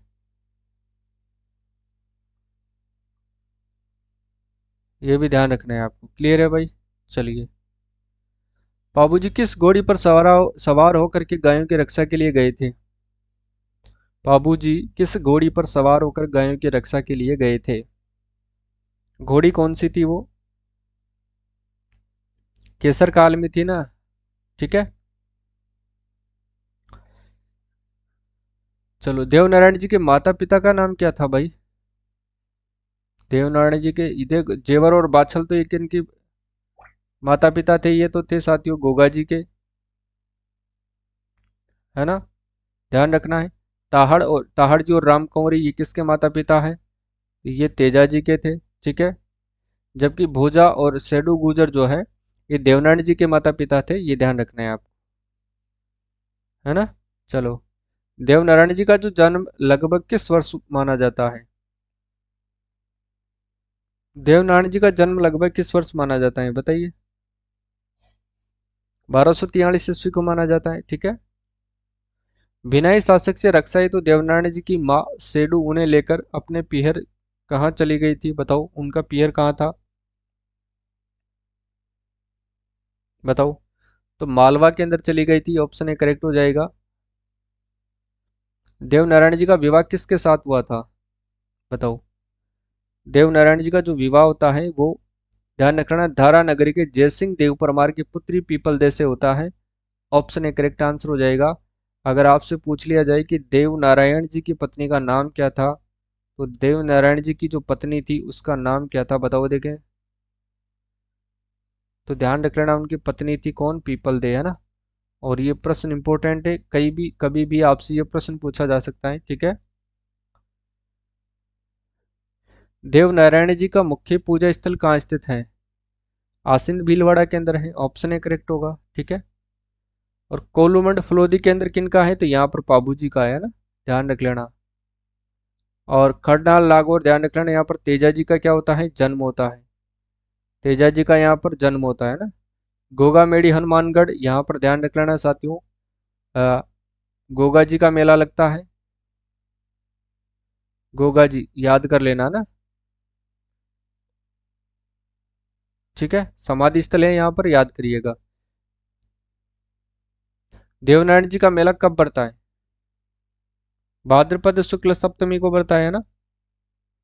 भाद्रपद शुक्ल सप्तमी को पड़ता है, ऑप्शन ए करेक्ट हो जाएगा। इसके बाद देखो, देवनारायण जी के मुख्य अनुयायी किस जाति के हैं जो देव जी की फड़ गायन करते हैं? देवनारायण जी के मुख्य अनुयायी किस जाति के हैं जो देव जी की फड़ का क्या करते हैं, गायन करते हैं। तो ये जाट जाति के है ना, सॉरी गुजर जाति के हैं, ध्यान रखिएगा। इनके मुख्य अनुयायी गुजर हैं जो देव जी की फड़ का तथा देवजी और बगड़ावतों से संबंध काव्य यानी कि बगड़ावत के क्या करते हैं, ये गायन करके इनका यशोगान करते हैं। तो ये भी आप लोगों को याद रखना है। किस लोक देवता की फड़ के बारे में किंवदंती है कि हर रात 3 पहर गाए जाने पर यह 6 माह में पूर्ण होती है। 6 माह में ये पूर्ण होती है, ठीक है। तो वो देवनारायण जी हो जाएगा, ऑप्शन ए करेक्ट होगा, ठीक है। देवनारायण जी ने अपने पिता की मृत्यु का बदला लेने के लिए किस शासक का वध किया था, बताओ।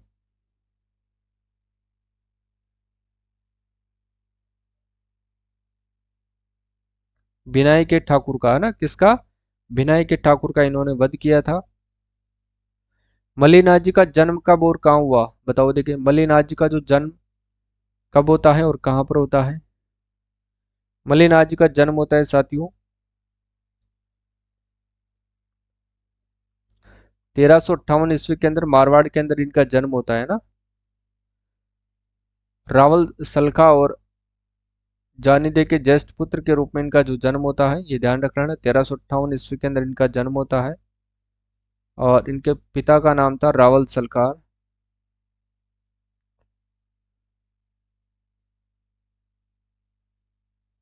ठीक है। नेक्स्ट देखो, मल्लिनाथ जी ने किसकी प्रेरणा से दीक्षा ली थी।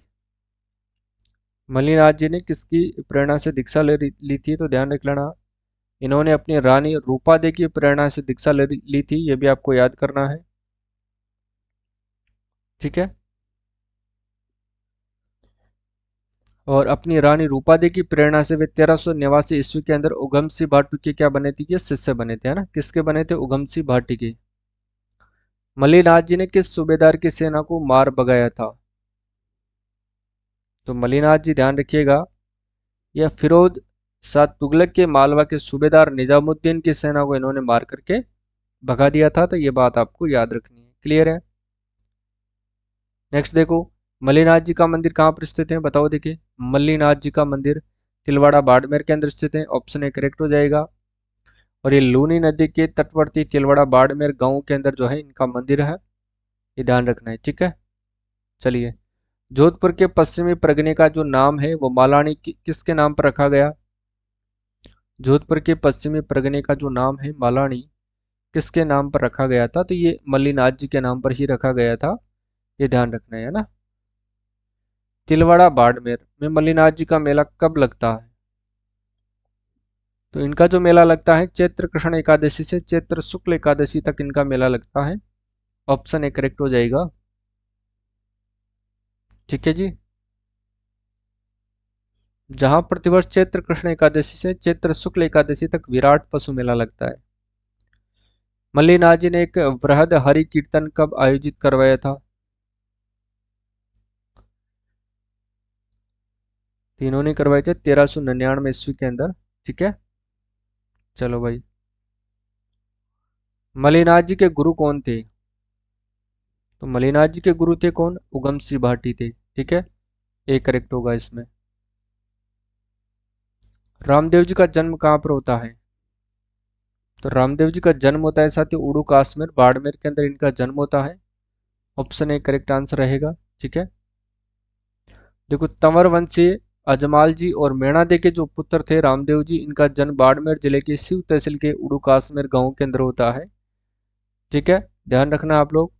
रामदेव जी ने पोखरण क्षेत्र किससे प्राप्त किया था, रामदेव जी ने पोखरण क्षेत्र किससे प्राप्त किया था,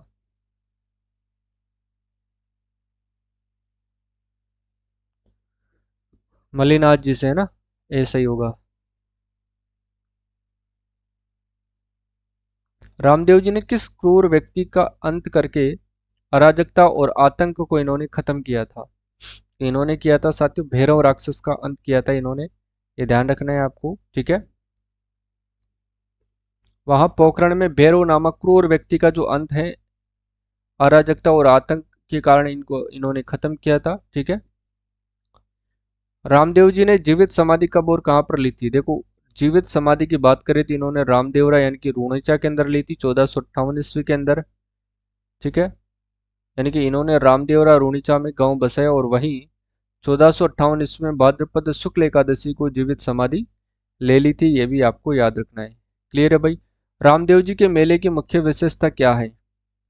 सांप्रदायिक सद्भावना, ये इसकी मेन मुख्य विशेषता है। ठीक है, देखो रामदेव जी के प्रतीक चिन्ह यानी कि पगलिये कहाँ स्थापित किए जाते हैं?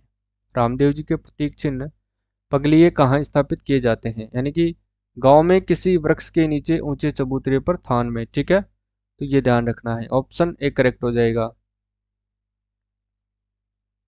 सामान्यतः गांव में किसी वृक्ष के नीचे ऊंचे चबूतरे पर रामदेव जी के प्रतीक चिन्ह यानी कि पगलिये स्थापित किए जाते हैं और ये स्थान क्या कहलाते हैं साथियों? तो थान कहलाते हैं ना। देखो अगला, देखो तेरह ताली नृत्य किस लोक देवता के प्रमुख मेले में प्रस्तुत किया जाता है? तो तेरह ताली नृत्य कामर जाति की महिलाओं के द्वारा किया जाता है। यह रामदेव जी के मेले के अंदर किया जाता है। और रामदेव जी ने किस पंथ की स्थापना करी थी? तो इनके द्वारा साथियों कामड़िया पंथ की भी स्थापना की गई थी। यह भी आप लोगों को याद कर लेना है। ठीक है, रामदेव जी के द्वारा कामड़िया पंथ की स्थापना की गई और इस पंथ के अनुयायियों के द्वारा रामदेव जी के मेले में तेरह ताली नृत्य प्रस्तुत किया जाता है। ठीक है, चलो, मुसलमान रामदेव जी को किस रूप में पूजते हैं? तो ये ध्यान रख लेना, रामसा पीर के रूप में जो है मुसलमान रामदेव जी को पूजते हैं, यह भी ध्यान रखना है। अगला देखो, मेहाजी मांगलिया किन के समकालीन थे भाई? इंपॉर्टेंट क्वेश्चन है, मेहाजी मांगलिया किन के समकालीन थे? बताओ देखे। ये राव चूंडा के समकालीन थे, ऑप्शन ए करेक्ट होगा। ठीक है, मेहाजी मांगलिया का मंदिर जो है कहाँ पर स्थित है? मेहाजी मांगलिया का जो मंदिर है ये बापणी जोधपुर के अंदर इनका मंदिर है, ध्यान रखना। मेहाजी मांगलिया का मेला कब पड़ता है? इनका मेला लगता है भाद्रपद कृष्ण अष्टमी को, ऑप्शन ए करेक्ट होगा। हड़बू जी किनके पुत्र और किनके समकालीन थे? हड़बू जी की बात करें तो ये किनके पुत्र थे और किनके समकालीन थे?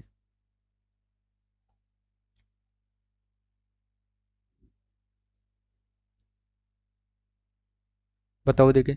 ये महाराज सांकला के पुत्र थे और राव जोधा के समकालीन थे। ठीक है, हड़बू जी भूंडेल नागौर के महाराजा सांकल के पुत्र और राव जोधा इनके समकालीन थे। इंपॉर्टेंट क्वेश्चन है, 100% रामबाण में पूछा जा सकता है कि हड़बू जी जो थे ये किसके समकालीन थे? तो ध्यान रख लेना, ये राव जोधा के समकालीन थे साथियों। इंपॉर्टेंट है, ध्यान रख लेना, है ना। चलो, हड़बू जी ने किस लोक देवता की प्रेरणा से अस्त्र शस्त्र त्याग कर गुरु बालीनाथ से इन्होंने दीक्षा ली थी? बताओ देखें, कौन देगा इसका सही answer? Ramdev ji correct answer हो जाएगा। क्लियर है भाई। राव जोधा ने हड़बू जी को कौन सा गांव प्रदान किया था? बताओ। तीनों ने बेंगटी गांव जो है प्रदान किया था। ठीक है, हड़बू जी के मंदिर में किसकी पूजा की जाती है?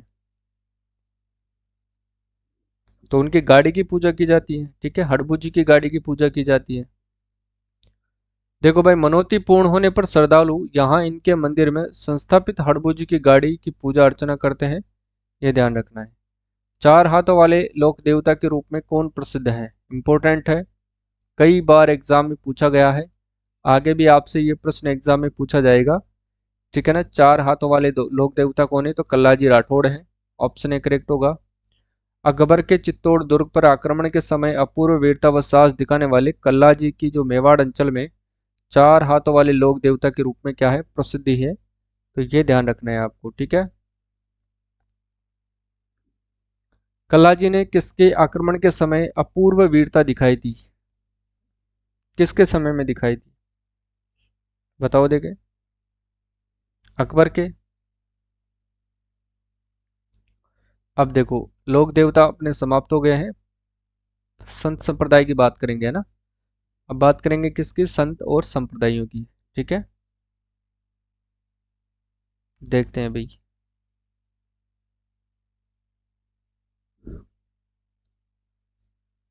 कपिल सिसोदिया भाई, राधे राधे। चलो, बताओ। अगला क्वेश्चन देखो, राजस्थान में धार्मिक आंदोलन का श्री गणेश करने का श्रेय किसे जाता है? बताओ देखिए। धार्मिक आंदोलन का श्री गणेश करके करने का जो श्रेय है संत धन्ना को जाता है। ये ध्यान रख लेना, ऑप्शन सी करेक्ट होगा, संत धन्ना को ये जाता है ना। और इनका संबंध ध्यान रख लेना, किस गांव से है तो धुआं कला से है। और धुआं कला कहाँ पर पड़ता है साथियों, तो ध्यान रख लेना, ये टोंक डिस्ट्रिक्ट के अंदर पड़ता है। ठीक है, इंपॉर्टेंट है। इन पर अभी हाल ही में एक डॉक्यूमेंट्री 30 मिनट की बनाई गई थी, तो ये भी आप लोगों को याद करना है। ठीक है, चलिए नेक्स्ट क्वेश्चन देखिए। देखो, संत धन्ना का जन्म कब और कहाँ पर हुआ था? बताओ देखिए, संत धन्ना का जो जन्म होता है कब होता है और कहाँ पर होता है? ठीक है, देखो संत धन्ना का जन्म 1415 ईस्वी के अंदर होता है, धुआं कला के अंदर टोंक में होता है ना, धुवन गांव टोंक, याद कर लेना आप लोग। क्लियर है भाई? चलो, धन्ना का जन्म टोंक जिले के धुवन गांव में 1415 ईस्वी के अंदर जाट परिवार के अंदर हुआ था, तो ध्यान रख लेना आप लोग। देखो आगे देखो, संत धन्ना किसके शिष्य थे? बताओ, संत धन्ना किसके शिष्य थे? तो ये आचार्य रामानंद के शिष्य थे, ऑप्शन बी करेक्ट होगा। कालांतर में धन्ना काशी जाकर के आचार्य रामानंद के ये शिष्य बन गए थे, ध्यान रखना है ना। शुरू से फिर बाद में देख लेना, जब क्लास खत्म हो जाए उसके बाद शुरू से देख लेना ना, अभी तो आप जहां पर आए हो वहीं से स्टार्ट करो। गुरु रामानंद ने धन्ना को क्या आदेश दिया था? गुरु रामानंद ने धन्ना को क्या आदेश दिया था? बताओ, तो इन्होंने आदेश दिया था कि आप घर पर रहकर ही क्या करें, भक्ति करें, तो घर पर रहकर ही भक्ति करने का आदेश दिया था। ठीक है, चलिए अगला देखो, संत धन्ना का पैतृक व्यवसाय क्या था? तो संत धन्ना का जो पैतृक व्यवसाय था वो था साथियों कृषि करना, ये ध्यान रखिएगा। ठीक है, संत धन्ना ने ईश्वर प्राप्ति का प्रमुख साधन किसे माना है? प्रमुख साधन किसे माना है? तो इन्होंने माना था किसको? नाम स्मरण को, है ना, नाम स्मरण को ही इन्होंने ईश्वर प्राप्ति का प्रमुख साधन माना है, ध्यान रखना है आपको। संत धन्ना ने किसका विरोध किया था? देखो, जो धन्ना भगत थे, संत धन्ना थे, इन्होंने औपचारिकताओं का और बाह्य आडंबरों का इन्होंने क्या किया था? विरोध किया था, ऑप्शन भी करेक्ट हो जाएगा। क्लियर है भाई? देखो, गुरु रामानंद के प्रभाव से धन्ना किस प्रकार के उपासक हो गए थे? बताओ, तो ये निर्गुण उपासक थे। ठीक है, सगुण उपासक नहीं थे, क्योंकि नाम स्मरण में विश्वास रखते थे, है ना, ये ध्यान रखना है। यानी कि गुरु रामानंद के प्रभाव से निर्गुण उपासक हो गए थे। अगला क्वेश्चन आता है कि संत पीपा किस राज्य के शासक थे? संत पीपा किस राज्य के शासक थे? तो देखिएगा, ये गागरोन झालावाड़ के शासक थे, और गागरोन झालावाड़ के अंदर ही गागरोन का जिला बना हुआ है। ठीक है, किला बना हुआ है, सॉरी। खींची राजपूत थे ये, और पीपा गागरोन झालावाड़ के क्या थे? ये शासक थे, है ना, जिनकी छतरी कहाँ पर है? बताओ देखे, संत पीपा के गुरु कौन थे? बताइए, संत पीपा के गुरु भी कौन थे? तो संत पीपा के गुरु भी आचार्य रामानंदी थे, ये ध्यान रख लेना, ऑप्शन सी करेक्ट आंसर हो जाएगा। और संत धन्ना के भी यही थे, है ना। दर्जी समाज अपना प्रमुख देवता किसे मानता है? जो दर्जी समुदाय है वो अपना प्रमुख देवता मानते हैं किसको? संत पीपा को मानते हैं, ऑप्शन बी सही आंसर होगा। ठीक है, चलिए, यहाँ समदड़ी के अंदर इनके प्रमुख अनुयायी दर्जी समाज का प्रतिवर्ष चैत्र शुक्ल पूर्णिमा को विशाल समागम आयोजित होता है। ठीक है, चलो, बाड़मेर जिले के किस गांव में पीपाजी का भव्य मंदिर स्थित है? बाड़मेर जिले के किस गांव में पीपाजी का भव्य मंदिर स्थित है? समदड़ी गांव याद कर लेना ना, बाड़मेर का समदड़ी गांव, बिल्कुल ऑप्शन ए करेक्ट होगा। क्लियर है?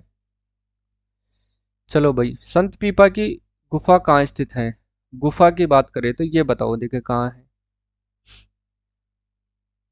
देखो, गागरोन के अंदर आहू और काली नदी के संगम पर साथियों इनकी गुफा स्थित है। गागरोन का जो किला है वहां पर इनकी गुफा स्थित है, गागरोन किले के अंदर, है ना, याद कर लेना। जबकि इनकी छतरी टोरा राइसिंग टॉक के अंदर है, ये भी ध्यान रखना है आपको। वे देखो, संत पीपाजी पुनः गागरोन लौट आए और आहू तथा काली सिंध के संगम पवित्र संगम पर एक गुफा में ये रहने लगे थे। और यहाँ इनका मंदिर, निवास स्थान और गुफा प्रसिद्ध है ना। ठीक है। देखो, टोडा टोंक कि किस शासक ने संत पीपा से प्रभावित होकर अपनी दौलत जो है संतों में बांट दी थी? सूरसेन, रावत, सुरतन, हमीर या फिर पृथ्वीराज? तो वो कौन थे? वो थे साथियों सूरसेन। ठीक है। कौन थे वो? सूरसेन थे। 17वीं शताब्दी के एक हस्तलिखित ग्रंथ में पीपा के द्वारा रचित किस ग्रंथ का उल्लेख मिलता है? पीपा सागर, चितवानी, पीपा चरित या फिर अणभेवाणी? तो वो थी सातवीं चितावनी, है ना। ये ध्यान रखना, बी वाला सही होगा इसमें। 17वीं शताब्दी के एक हस्तलिखित ग्रंथ में पीपा के द्वारा रचित चितावनी नामक ग्रंथ भी प्राप्त हुआ है। तो ये ध्यान रखना है आपको। संत पीपा ने मोक्ष प्राप्ति का प्रमुख साधन किसे माना? संत पीपा, अगर देखो इसमें क्या होगा, क्योंकि संत धन्ना जो थे वो किसके शिष्य थे? वो रामानंद के शिष्य थे। जब रामानंद के शिष्य होने के बावजूद धन्ना ने नाम स्मरण को जो है साथ ही इन्होंने जो है मोक्ष प्राप्ति का साधन माना है, तो फिर संत पीपा भी किसके शिष्य थे? तो वो भी रामानंद जी के ही शिष्य थे, तो इन्होंने भी किसको माना था? नाम स्मरण को ही माना था। ठीक है, तो ध्यान रखना आप लोग। संत पीपा ने राजपाट त्याग कर अपनी किस रानी के साथ निर्गुण भक्ति का मार्ग अपनाया था? बताओ। रानी सीता, है ना। ये ध्यान रखना। चलिए, विश्नोई संप्रदाय के प्रवर्तक जाम्बोजी का जन्म कब और कहाँ हुआ था? जाम्बोजी का जन्म कहाँ पर होता है?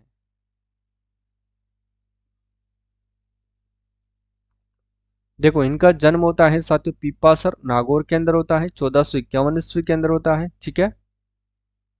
और कब होता है? भाद्रपद कृष्ण अष्टमी को पीपासर नागौर में ना। ठीक है। देखो, जाम्बोजी ने विश्नोई संप्रदाय का प्रवर्तन कब और कहाँ किया?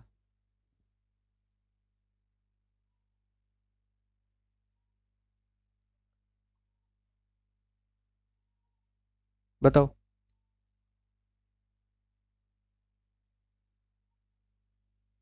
संभराथल बीकानेर में ना, 1485 ईस्वी में संभराथल बीकानेर के अंदर, है ना।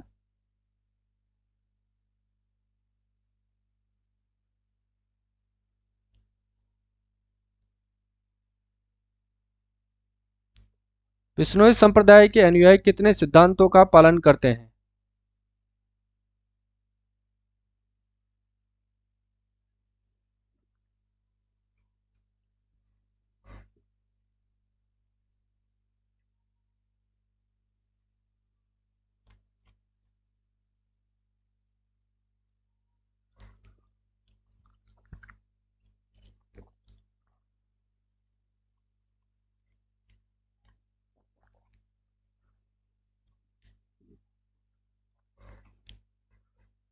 उनतीस सिद्धांतों का, ना। बी सही होगा।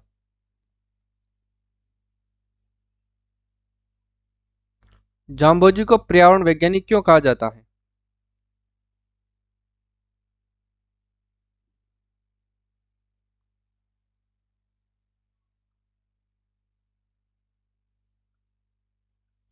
पर्यावरण के प्रति लगाव के कारण, है ना।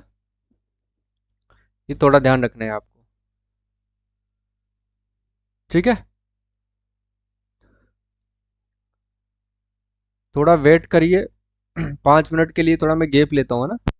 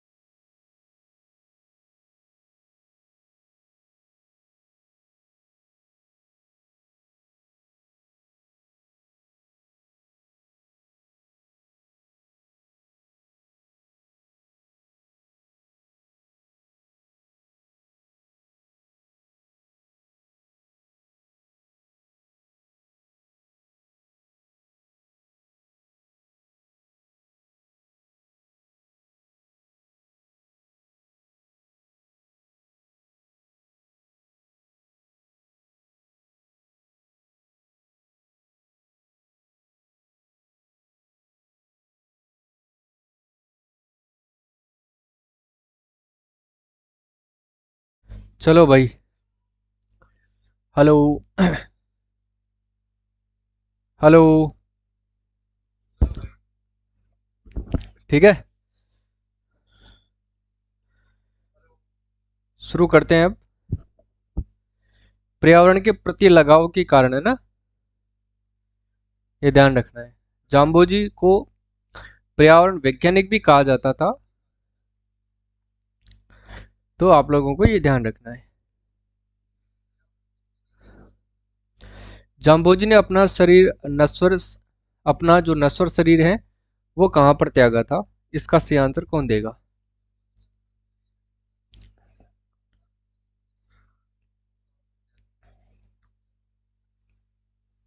तो लालासर गांव में। ठीक है, भी सही होगा। क्लियर है। 1536 ईस्वी में लालासर गांव में इन्होंने अपना नश्वर शरीर त्याग दिया था, तो ध्यान रखिएगा।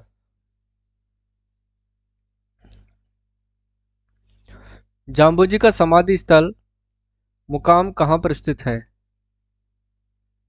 बताओ।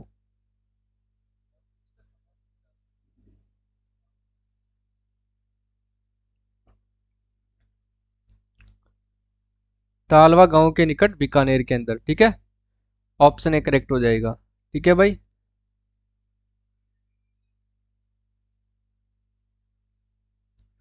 देखो, मुकाम में जाम्बोजी का मेला वर्ष भर कितनी बार और कब लगता है? 2 बार, फाल्गुन और अश्विन की अमावस्या को, है ना। ऑप्शन ए करेक्ट हो जाएगा। कहीं नहीं जाते, यहीं रहते हैं। वो थोड़ी सी टेक्निकल इश्यू आ गई थी, इस कारण से बीच क्लास में ड्रॉप हो गई, बीच में जो क्लास थी वो ड्रॉप हो गई थी। अब ऐसी दिक्कत नहीं आएगी, बिल्कुल नॉन स्टॉप क्लास चलेगी, है ना।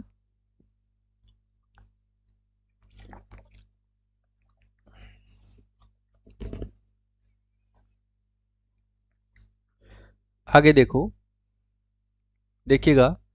वर्ष में 2 बार फाल्गुन और अश्विन की अमावस्या को यहाँ जो मुकाम में मेला लगते हैं, निम्नलिखित में से कौन सा ग्रंथ जाम्बोजी के द्वारा रचित नहीं है? बेहद ही महत्वपूर्ण प्रश्न है। 100% रामबाण प्रश्न है, ध्यान रख लेना साथियों। कौन सा जो ग्रंथ है वो इनके द्वारा नहीं रचित है? देखो, जंब संहिता इनके द्वारा रचित है, जंब सागर शब्दावली इनके द्वारा रचित है, विश्नोई धर्म प्रकाश इनके द्वारा रचित है, जबकि अणभेवाणी इनके द्वारा रचित नहीं है, तो ये ध्यान रख लेना है। ठीक है।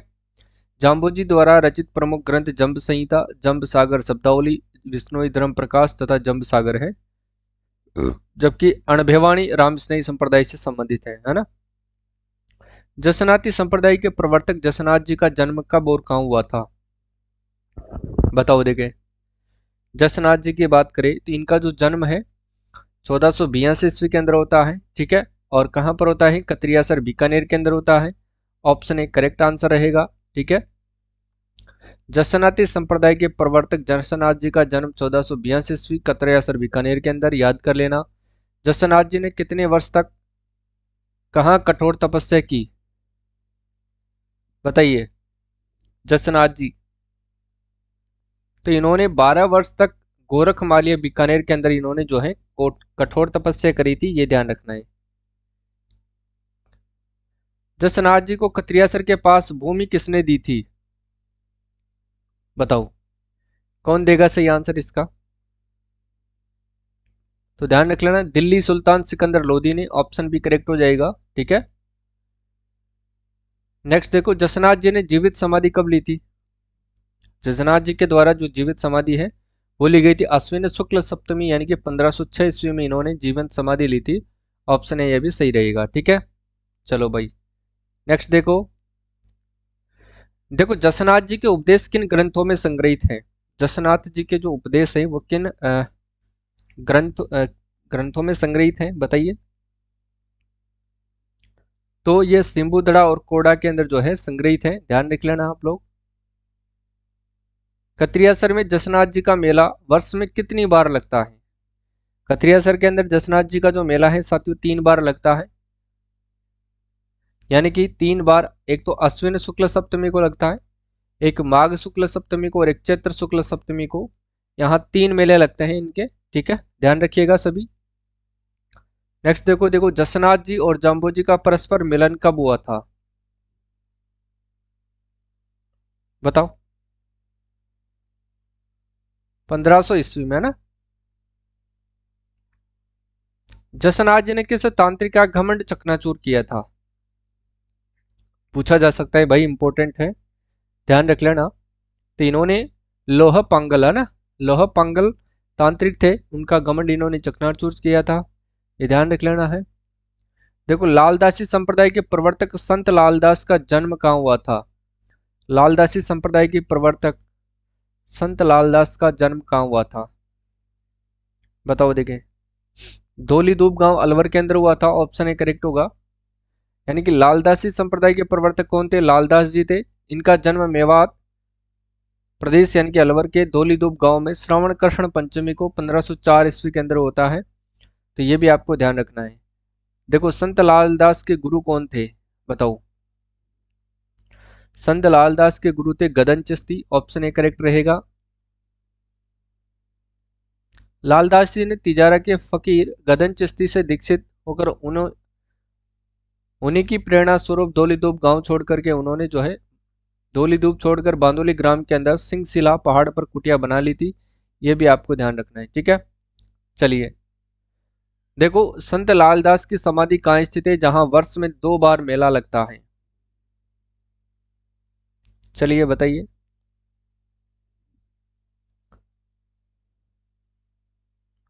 तो इनकी समाधि शेरपुर के अंदर है, बिल्कुल सही आंसर है आपका, ठीक है। इनकी समाधि कहाँ पर है? शेरपुर के अंदर, जहां पर अश्विन मास की एकादशी वो माघ पूर्णिमा को मेला लगता है। और मृत्यु नगला के अंदर हुई थी, लेकिन साथियों समाधि कहाँ पर है इनकी? शेरपुर के अंदर है। तो ये बात आपको याद रखना है ना। मृत्यु कहाँ पर होती है? नगला, जहाज भरतपुर में। बिल्कुल अजनबी ने सही लिखा है, एकदम करेक्ट। पहले ही आप लोगों ने सारी चीजें लिख भी दी है, यानी कि आप लोग इस किताब को पढ़े हुए हो। अच्छा, लालदास की जो है चेतवानिया किस संत का मुख्य काव्य ग्रंथ है? चे- लालदास की जो चेतावनिया ग्रंथ है ये किस संत का मुख्य काव्य ग्रंथ है? बताओ। तो ये संत लालदास जी का ही है, नाम से ही स्पष्ट हो रहा है ना।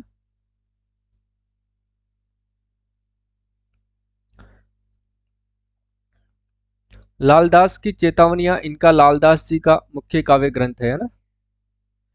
देखो निरंजनी संप्रदाय के संस्थापक कौन थे? बताओ। निरंजनी संप्रदाय की बात हो रही है, तो ये संत हरिदास जी थे, इसके संस्थापक थे, ठीक है।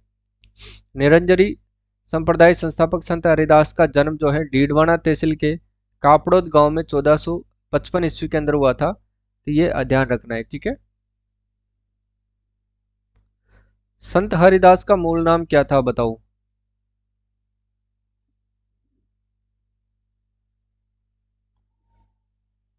हरि सिंह सांकला था ना, ऑप्शन ए करेक्ट होगा। इनका मूल नाम हरि सिंह सांकला था। प्रारंभ में लूट मार करना इनका पेशा था ना। देखिएगा निरंजनी संप्रदाय में परमात्मा को किस नाम से पुकारा जाता है?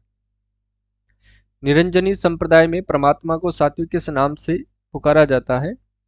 तो ध्यान रख लेना, अलख निरंजन या फिर हरि निरंजन के नाम से इनको पुकारा जाता है। ऑप्शन ए करेक्ट आंसर होगा, ठीक है भाई। देखो इस संप्रदाय में परमात्मा को अलख निरंजन या फिर हरि निरंजन कहा जाता है, ध्यान रखना है, ठीक है।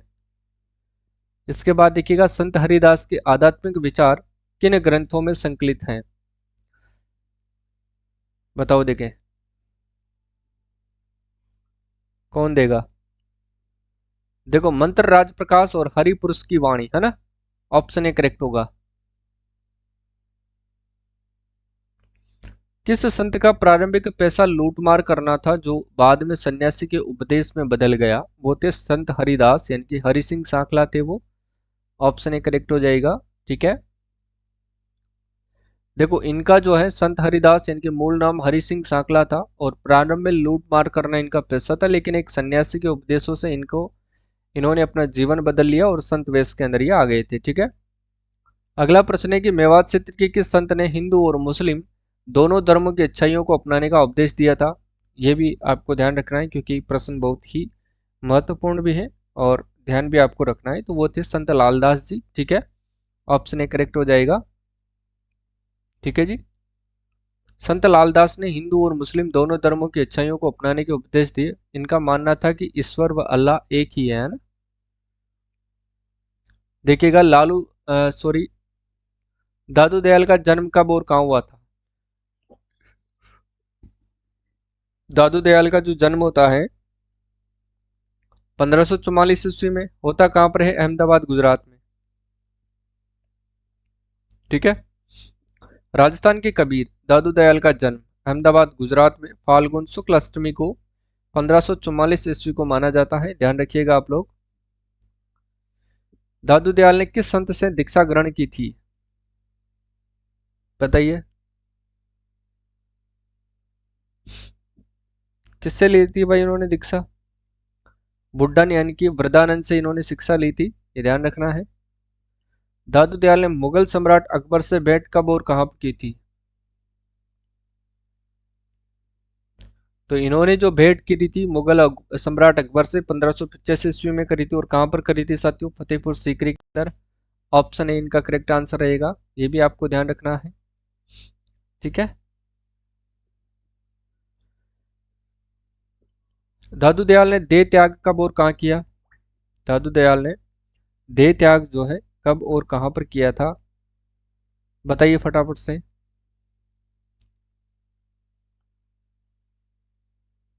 1603 ईस्वी में किया था, कहाँ पर, नारायण जयपुर के अंदर किया था। ऑप्शन ए करेक्ट आंसर रहेगा, ध्यान रखना है आपको।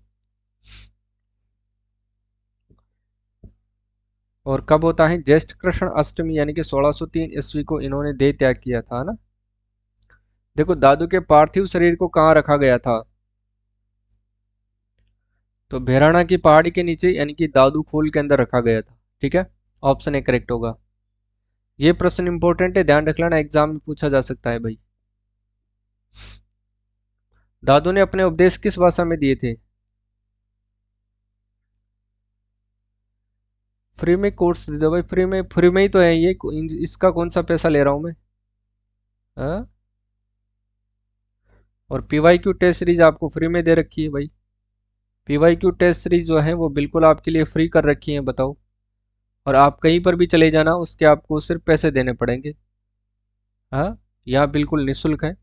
और 80% तो कवर आपका इसी टेस्ट सीरीज से हो जाएगा, पीवाईक्यू से ही, रीट के अंदर तो, है ना। अब वैसे तो आलोक राज जी अब कह रहे हैं कि परीक्षा का जो पेपर का जो पैटर्न है, क्वेश्चन का पैटर्न है, वो चेंज करेंगे। हो सकता है इस बार आपको रिपीटेड प्रश्न देखने को कम मिले, क्योंकि पिछली बार तो जो है वो अब तक तो जितनी भी परीक्षाएं हुई थी उसके अंदर तो वो लगभग 80% तक वो रिपीट करते ही थे, है ना। 80% तो करते ही थे। हो सकता है इस बार आपको 30 या 40% ही रिपीट प्रश्न आपको देखने को मिले। तो थोड़ा तैयारी को मजबूत करना है ना। ये जो 10वीं वाली जो बुक है, इसको पूरी को आपको पढ़नी है, अच्छे से पढ़नी है, 2-3 बार इसका रिवीजन करना है। हो सकता है इस बार आपको जो है स्टेटमेंट वाले प्रश्न आपको देखने को मिले, यानी कि कोड बेस्ड प्रश्न आपको देखने को मिले, सत्य असत्य कथन वाले या फिर सुमेलित वाले प्रश्न, है ना। हाँ देखो इसकी कोई है ना, बताओ। सद्दुकड़ी सरल हिंदी इसका सही आंसर रहेगा ना। सरल हिंदी के अंदर इन्होंने, देखो दादू ने ब्रह्म जीव जगत और मोक्ष पर अपने उपदेश सरल भाषा सद्दुकड़ी के अंदर दिए थे, ये ध्यान रखना है ना।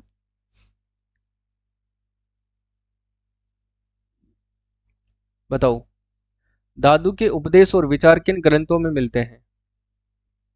तो ये मिलते हैं दादू की वाणी और दादूरा दुहा ग्रंथों में। ठीक है, ऑप्शन ए करेक्ट होगा। चलिए, निम्नलिखित में से कौन दादू के प्रसिद्ध शिष्यों के अंदर शामिल नहीं है। गरीबदास, सुंदरदास, रज्जब। तो मीराबाई इनके शिष्य नहीं थी, बाकी गरीबदास जी थे, सुंदरदास जी थे और रज्जब जी थे, है ना। इनके इनके साथ साथ बखना जी थे, रज्जब जी, माधोदास जी थे। ठीक है, मिस्किन दास जी थे, गरीबदास जी थे, सुंदरदास जी थे, ये इनके शिष्य थे। राजस्थान की दूसरी मीरा किसे कहा जाता है।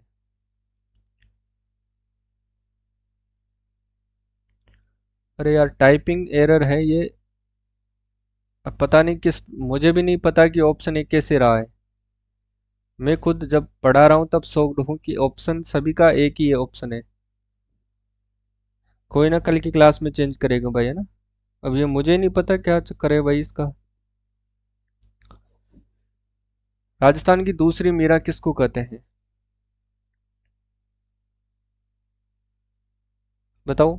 संत राणाबाई को। और इनका जन्म कहाँ पर होता है? मारवाड़ के हरनावा गांव के अंदर होता है ना। चलो आप तो पढ़ लो, जो भी होगा देखा जाएगा। संत राणाबाई ने जीवित समाधि कब ली थी बताओ। देखो, फाल्गुन शुक्ल त्रयोदशी 1570 ईस्वी के अंदर इन्होंने जीवंत समाधि ली थी। ध्यान रखना है ना।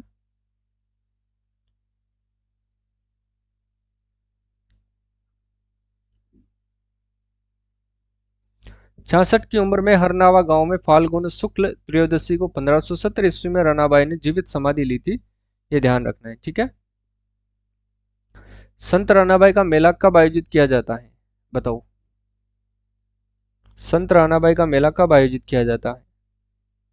भाद्रपद शुक्ल त्रयोदशी को, है ना। ऑप्शन ए करेक्ट होगा। यहाँ देखो, हरनावा में प्रतिवर्ष भाद्रपद शुक्ल त्रयोदशी को एक विशाल मेला आयोजित किया जाता है। देखो, संत राणाबाई के गुरु कौन थे बताओ। देखिए फटाफट से, संत राणाबाई के गुरु कौन थे? कौन बताएगा इसका सही आंसर? तो संत राणाबाई के गुरु थे संत चतुरदास जी थे, ठीक है। ध्यान रखना है। ये कहाँ थे? पालड़ी के संत चतुरदास जी की शिष्या राणाबाई कृष्णा भगत थी। बाई जो है कृष्ण भक्ति, है ना। निष्कलंक संप्रदाय की स्थापना किसने करी थी? निष्कलंक संप्रदाय की स्थापना संत माऊजी ने की थी। ये ध्यान रखना है आपको, ठीक है। संत माऊजी ने अपने विचारों को स्थायी एवं साकार रूप देने हेतु निष्कलंक यानी पवित्र एवं पाप रहित जो है नामक संप्रदाय की स्थापना की।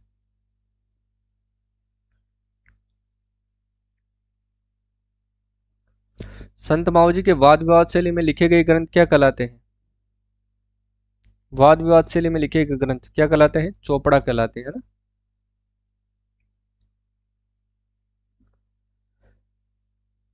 माऊजी के चौपड़े वर्ष में किस दिन बाहर निकले जाते हैं? बाहर निकाले जाते हैं, सॉरी। तो दीपावली के दिन निकाले जाते हैं, ठीक है। संत माऊजी के अनुयायी उन्हें किसका अवतार मानते हैं? विष्णु का कल की अवतार उनको मानते हैं। संत माऊजी के जो भी अनुयायी होते हैं वो, है ना।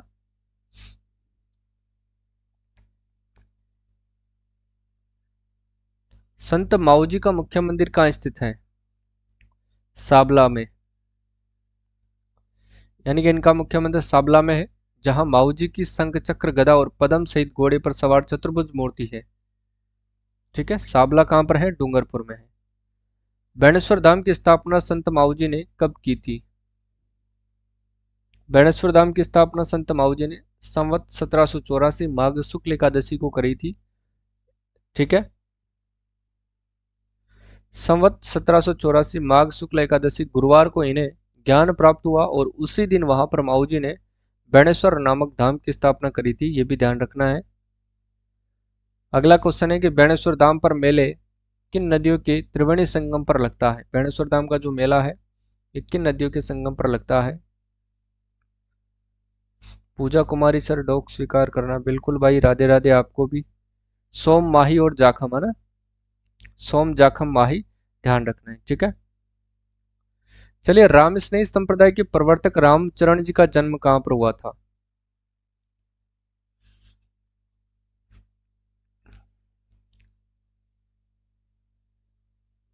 राम स्नेही संप्रदाय, रामचरण जी सोडा गांव, जयपुर राज्य, अब टोंक में। याद कर लेना, ऑप्शन ए करेक्ट हो जाएगा, है ना। सोडा गांव में होता। माघ शुक्ल चतुर्दशी को 1719 ईस्वी को रामकिशन यानी कि रामचरण इनका मूल नाम था। ये ध्यान रख लेना। रामचरण जी के गुरु कौन थे? इनके गुरु थे महाराज कृपा राम जी, है ना। महाराज कृपा राम जी थे, ठीक है। मेवाड़ के दांतड़ा ग्राम में महाराज कृपा राम जी से 1751 ईस्वी को दीक्षा प्राप्त करके रामकिशन रामचरण बन गए। ये भी ध्यान रखना है। रामस्नेही संप्रदाय की मुख्य पीठ शाहपुरा शाखा के संस्थापक कौन थे? अब क्या ही कर सकते हैं भाई, थोड़ा मैनेज करना पड़ेगा आज की क्लास, तो फिर कल अपन बदल देंगे, है ना। थोड़ी सी तो क्लास बची है, फिर वस्त्र और आभूषण वाली क्लास अपन कल देख लेंगे, उसमें क्या दिक्कत है। नहीं अपन आपके समझ में आता तो क्या करें।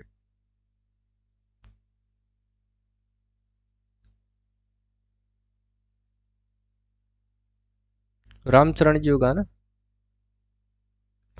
रामचरण जी के द्वारा प्रवर्तित पंथ रामस्नेही संप्रदाय के नाम से प्रसिद्ध है। इन शाखाओं में रामचरण को शाहपुरा शाखा संस्थापक बताया गया है।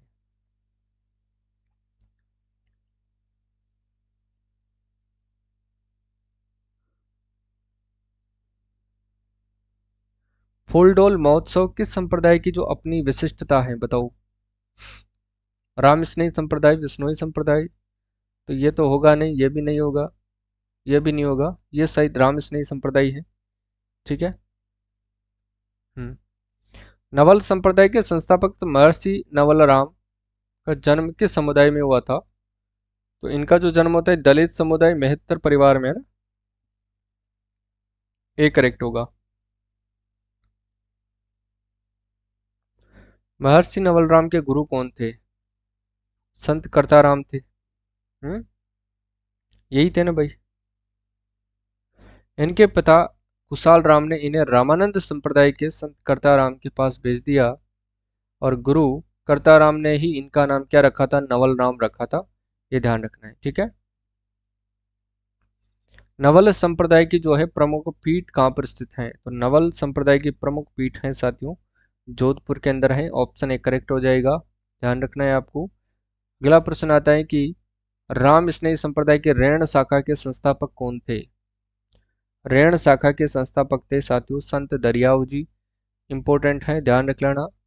इसकी जो अन्य तीन शाखाओं में रैण, सिंगथल, खेड़ापा शाखा के संस्थापक क्रमशः दरियाव जी और भी माने जाते हैं, वो आप आगे देखते हैं ना। देखो संगलिया धूणी आश्रम किस संप्रदाय का प्रमुख केंद्र है? बताओ, देखें सर्वंगी संप्रदाय।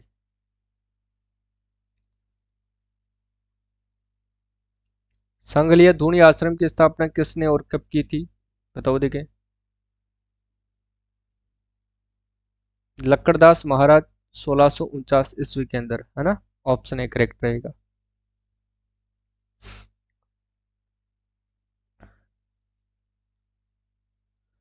सर्वंगी संप्रदाय के अनुयायियों का मुख्य अभिवादन क्या है? इनका जो मुख्य अभिवादन है वो है जय साहब, जय साहेब, है ना। सर्वंगी संप्रदाय किस बात पर जो है अविश्वास प्रकट करता है? तो ध्यान रख लेना, ये झाड़ फूंक व ताबीज पर क्या करता है? ये अविश्वास प्रकट कर देता है, ध्यान रखना है आपको।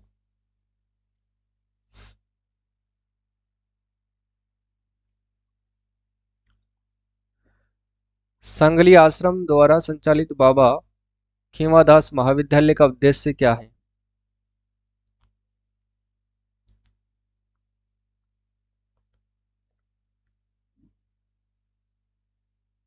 ग्रामीण क्षेत्र में शिक्षा को बढ़ावा देना, ठीक है ना। ऑप्शन ए करेक्ट होगा। बाबा खीमादास महाविद्यालय की स्थापना के लिए किसे सम्मानित किया गया था?